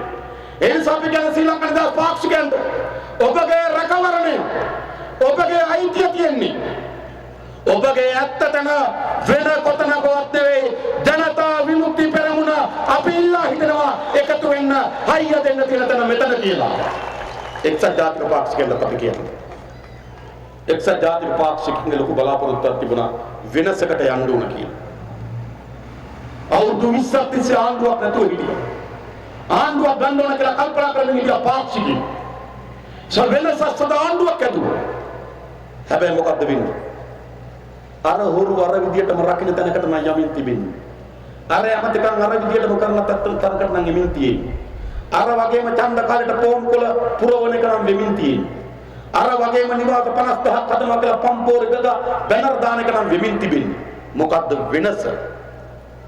වෙනසක් අපේක්ෂා කරන එක්සත් ජාතික පාක්ෂිකයන් අපි කියන්නේ හදාගන්න අවශ්‍ය නැහැ එක්සත් ජාතික පක්ෂ ආණ්ඩුවක්. හැබැයි ඒ ආණ්ඩුවේ පරණ ආණ්ඩුව කරපුවට වඩා වෙනස් දේවල් කරගන්න ඕන නම් හොරකම් කරන එක වෙනුවට හොරකම් අඩු කරන එක නතර කරගන්න බැරි අඩු කරන එක කරගන්න පුළුවන්. මර්ධනය කරන එක වෙනුවට මර්ධනය අඩු කරගන්න ඕන නම් බොරු කියන එක වෙනුවට බොරු කරන එක අඩු කරගන්න ඕන නම් මේ තන වැඳගෙන hina වෙලා කටවුට් දාගෙන ලැජ්ජාව විපෑ අඩු කරගන්න ඕන නම් අන්න එක්සත් ජාතික පාක්ෂිකයා එක්සත් ජාතික පක්ෂ ආණ්ඩුවකින් වෙනසක් ඕන නම් එකතු වෙන්න ඕන ජනතා විමුක්ති පෙරමුණට. ඒ වෙනස සඳහා පෙළ ගැහෙන්න. ඒ සඳහා මහචන්දලි තීරණයක් ගන්න ඕන. අපි හැමදාම කලින් වැඩේ පටන් ගන්නවා. රාජපක්ෂ මහත්තයාට එරෙහිව ඡන්ද ව්‍යාපාරය අපි පටන් ගත්තේ කලින්. අනිත් ඔක්කොම වෙන වෙනම ඒ වගේ ඉන්න වෙලාවේ පටන් ගත්තේ. මෙදා සැරේ ජනවාරි මාසේ 8ට කලින් මොකද්ද උනේ? 8 වෙනිදා මොකද්ද උනේ? දැන් වෙමින් තියෙන මොකද්ද? ඉස්සරහට වෙන්න ඕන මොකද්ද? අද අපි තමුන්නාන්සලට අවිලා කියනවා. අපි කලින් පටන් අරගෙන තිබෙනවා. කලින් තමුන්නාන්සලට දැනුම දීලා තිබෙනවා. කලින් තමුන්නාන්සලට වෙන දේ කියලා තියෙනවා. කලින් තමුන්නාන්සලට කරගන්න ඕන දේ කියලා තියෙනවා. ඒ වෙනුවෙන් පෙළ ගැහෙන්නේ. මේ පහ ඡන්දෙදී සැලකිය යුතු බලයක් පාර්ලිමේන්තුවේ ජනතා විමුක්ති පෙරමුණ අත්පත් කරලා දෙන්න මැදිහත් වෙන්න කියලා මම තමුන්නාන්සලන් ඉල්ලා හිටිනවා. ඒ වෙනුවෙන් මැදිහත් වෙන්න. පාර්ලිමේන්තුවේ ලොකු බලයක් යවන්න. ඊට පස්සේ අපි මේ විවස්ථාවට ඔය සංශෝධනය ඇස්සේ අපි අලුත් තවත් සංශෝධනයක් දෙනවා. ඒක නීති අනුව සම්මත වෙනවා. දැන් මේ පාර්ලිමේන්තු ඡන්ද හිතු විදියට හැටියට පාර්ලිමේන්තු ඡන්ද තියෙනවා. ඒක හොඳ විදියක් නෙවෙයි. ඒ නිසා අපි විවස්ථාවට සංශෝධනයක් ගෙනාවා. පාර්ලිමේන්තු ඡන්ද වළංගු අවුරුදු 5යි. පහින් පාට ඡන්ද තියන්න ඕනේ. අවුරුදු 6ක් දෙන්න ඕනේ. 6ක් දුන්නට 6ක් හිටියෙත් නෑ. ජනතාව 6ක් දෙනවා 6 තියෙන්නෙත් නෑ. එනිසා ඊට පස්සේ පාර්ලිමේන්තු ඡන්ද අවුරුදු 5යි. ඡන්දෙ එන්න කවදද? මෙතන කල් ඡන්දාවේ කවදද? රාජපක්ෂට සුමනදාස කිව්වම ඡන්දේ හොඳයි විසිරුවා අරන්න කියලා විසිරුවා වෙනවා. මෙතෙක් කල් ඡන්ද ආවේ සුමනදාස කියන විදියට රාජපක්ෂට. එහෙම නක්ෂා ප්‍රකාරයන් දේශපාලකයන්ට ඡන්ද දිනේ තීන්දුව කරන්න අයිතිය දෙන්නේ නැහැ. විවස්ථාවට දානවා. පාර්ලිමේන්තුව අවුරුදු 5යි. පාර්ලිමේන්තුවට අවුරුදු 4මාරක් යනකම් ඡන්දයක් තියන්න බෑ. 4මාරක් 5ත් අතර මාස 6 ඇතුළත ඡන්ද තියන්න ඕනේ. දැන් මේ ජුලි මාසේ මා ඡන්ද තිබ්බට පස්සේ අවුරුදු 4මාර පෙරම 2020ට මේ ජුලි මාසේ ඡන්ද තිබ්බා. පාර්ලිමේන්තුවට අවුරුදු 4මාර පෙරන 2020ට 2020 ජනවාරි ජුනි අතර තමයි ඡන්දේ. මේ විවස්ථා සංශෝධනයට දාගත්තට පස්සේ මේ ඡන්දේ දිනේ නෙවෙයි ඊළඟ ඡන්දේ දිනේ කියන්නත් පුළුවන්. ඊළඟ මහ ඡන්දේ එන්නේ 20 ජනවාරි ජුනි අතර මාසය ඇතුළත. හොඳයි. දැන් මම දන්නවා ඡන්දේ දිනේ. විවස්ථාවට දාගන්න මාර්තු මාස මේක කොහොමරිය දැන් දාලා නීති හදලා තියෙන්නේ අපි මෙලියත් තුනක් ගොඩක්. දැන් ජනවාරි 2020 ජනවාරි ජුනි අතර ඊළඟ මහ ඡන්ද දෙනවා. ඒ කියන්නේ මේ ජුනි මාසෙන් පස්සේ ආය මහ ඡන්දයක් එන අවුරුදු 4මාරක් ගෙවුනට පස්සේ හොඳ කාලයක් තියෙනවා. තව ඔය පළාත් සභා ප්‍රාදේශ සභා ඡන්දෙයි ඒව ඉල්ලනවද නැද්ද කියලා හිතලා බලමු. ඒක පස්සේ කල්පනා කරමු. හැබැයි මහ ඡන්දයක් එන අවුරුදු 4මාරකට පස්සේ ජුලි මාසේ මේ පාර්ලිමේන්තුවට බහුතර മന്ത്രി සංඛ්‍යාව ජනතා විමුක්ති පෙරමුණේ යවන්න බලය දෙන්න. ඒ බලයෙන් අපි හදමු ලොකු පෙරමුණක්. ජනතා විමුක්ති පෙරමුණක් ඉන්න. මේ රටේ වෘත්තීය වේදික නීතිඥයින් විශ්වවිද්‍යාල ආචාර්යවරුන් මේ රටේ ව්‍යාපාරිකයින් වැඩ කරන ගොවි ජනතාවගේ නියෝජිතයින් දීවර ජනතාවගේ නියෝජිතයින් ඉන්න ලොකු පෙරමුණක් හදමු. අන්නේ පෙරමුණට 2020 දී බලය මාරු කිරීම ඉලක්ක කරගෙන දේශපාලනය ජුනි මාසෙන් පස්සේ ආරම්භ කරමු. ඒක තමයි දුර දිග දාවන තරගය. දැන් යන්නේ ෂෝට් මීටර් 100 මීටර් 200 10 තරගය. ජුනි මාසෙන් පස්සේ පටන් ගන්නවා. එයි අපේ රටේ ආර්ථිකය පුනරුත් ප්‍රතිසංස්කරණයක් ඕන. අපේ රටේ සමාජ ජීවිතේ පුනරුත් වෙනස්කමක් ඕන. අපේ රටේ දේශපාලන පුනරුත් පරිවර්තනයක් ඕන. මේ පාලකයන්ට මෙරට හදන්න බෑ. බැරි බව ඔප්පු කරලා තිබෙනවා. මෙරට හදන්න නම් අපේ රටේ ආර්ථිකයේ පුනරුත් පරිවර්තනයක් ඕන. මහා එකතු වෙන ධනය සාධාරණව බෙදන්න ඕන. ඒක කරන්න රවි කරුණානායක මුදල් ඇමතුමාට කරන්න බෑ. ඒගොල්ලෝ උඩ 120 කට්ටිය. ඒක මහින්ද මහත්තයා කරන්න උත්සාහ කරන්නේත් නෑ. මේ රටේ ආර්ථික අත්පත් කරගන්න මහා ජයග්‍රහණ. ආර්ථික අත්පත් කරගන්න මහා ධනය සාධාරණ සූර්ය වැවේ ගෙදර ඉන්න අම්මගේ තාත්තගේ ගෙදරට ආදායමක් ලැබෙන ආර්ථික පරිවර්තනයකට දොරටු විවෘත කරගන්න ඕන. ඒක තමයි ඇත්ත ජයග්‍රහණය තියෙන එතන. සමාජ ජීවිතය මේට වඩා හොඳ කරගන්න ඕන. මේට වඩා උසස් සමාජ පරිවර්තනයක් අපිට ඕන. දේශපාලන පරිවර්තනයක් අපිට ඕන. දැන් අපි කුඩා දේවල් ටික විවස්ථාවේ ප්‍රතිසංස්කරණය පොඩි ජයග්‍රහණයක්. මැතිවරණ ක්‍රමයේ වෙනසක් පොඩි ජයග්‍රහණයක්. සුවාදින කොමිසම් සභා ටික පොඩි ජයග්‍රහණයක්. හොරෙක් එකෙක් දෙකකට දඬුවම පොඩි ජයග්‍රහණයක්. පොඩි ජයග්‍රහණයක්. ඒ වගේ මේ රටේ සියලු ප්‍රශ්න විසඳෙන්නේ නැහැ. ඒවා දිගු ගමනකට යන්න හිත කරයි. ඒ හිත කර තත්ත්ව අපි නිර්මාණය කරගමු. එළඹෙන මහජනදය පාර්ලිමේන්තුවේ ජනතා විමුක්ති පෙරමුණේ විශාල පිරිසක් යවමු. ඊට පසු වෙන තැනදී මේ රටේ පාලන බලය අත්පත් කරගත යුතුයි. ඒ වෙනුවෙන් ජනතාව පෙරගස්සමු. ඒ වෙනුවෙන් ජනතාව ඉදිරියට එන වැඩපිළිවෙල තමයි ජනතා විමුක්ති පෙරමුණ දියත් කරලා තිබෙන්නේ. ඒ නිසා අපි තමුන්වහන්සේලාට කියන්නේ මේක තමුන්වහන්සේලාගේ පක්ෂය. අපි මේ වේදිකාවේ ඉන්න අපේ ලියනාරච්චි සහෝදරයා, අපේ ජයශ්‍රී සහෝදරයා, අපේ මුතු සහෝදරයා, අපේ සිසිලවාලුකන් සහෝදරයා, අපේ රුවන් සහෝදරයා, අපේ සහෝදරවරු මේ කිසි කෙනෙක් මේ දේශපාලන තෝරාගෙන තිබෙන්නේ කිසිවක් හම්බ කරගන්න නෙවෙයි. රාජපක්ෂ මහත්තයෝ ඕගොල්ලෝ දේශපාලනය කරේ මොකටද? වලව් ලොකු කරලා හදා ගන්න. රට පුරා හෝටල් ගන්න. දරුවන්ට හෙලිකොප්ටර් අරන් දෙන්න. දරුවන්ට සැප බස් අරන් දෙන්න. දරුවන්ට ලැම්බෝගිනි කාර් පදින්න. මාලිගා ලොකු කරගන්න. මහජනක දේපල හොරා ගන්න. මහජනක දේපල රැස් කරන්න. රාජපක්ෂ මහත්තයෝ ඕගොල්ලෝ දේශපාලනය කරේ. අනිත් කට්ටියත් ඒකට තමයි දේශපාලනය කරන්නේ. හැබැයි ජනතා විමුක්ති පෙරමුණ දේශපාලනය කරන්න මට අපේ සහෝදරු කිසියෙකුට යමක් හම්බ කරගැනීමේ පරමාර්ථයෙන් නෙමෙයි.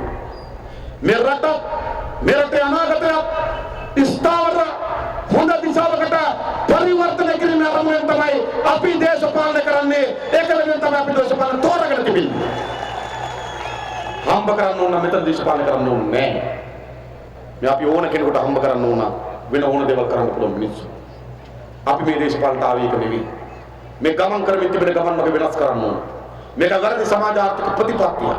මේක වැරදි සමාජ ක්‍රමය. මේක වැරදි ආර්ථිකය. මේක වැරදි දේශපාලන ක්‍රමය. මේක තමයි අවුරුදු 60 ගණනක් තිස්සේ අපේ රට ගමන් කරමින් තිබෙන්නේ. මේ ක්‍රමය මුළුමනින්ම වෙනස් කරමු. ඒ වෙනස් කිරීම සඳහා ජනතාව එකතු වෙන්න. අපි තමුන්නාන්සලාට කියන්නේ එකම කාසිය දෙපැත්ත. ඒ පැත්ත දදා මේ පැත්ත දදා අවුරුදු 60 ගණනක් තිස්සේ අපි බලමින් ඉන්නවා. මේක වෙනස් කරන්න ඕන. මේක වෙනස් කරන්න පුළුවන්. තමන්ට, තමන්ගේ පවුලට, තමන්ගේ කල්ලියට මුදල් එකතු කරගන්න, සැප විඳින්න, මහජනක දෙපළ හොරකම් කරන්න.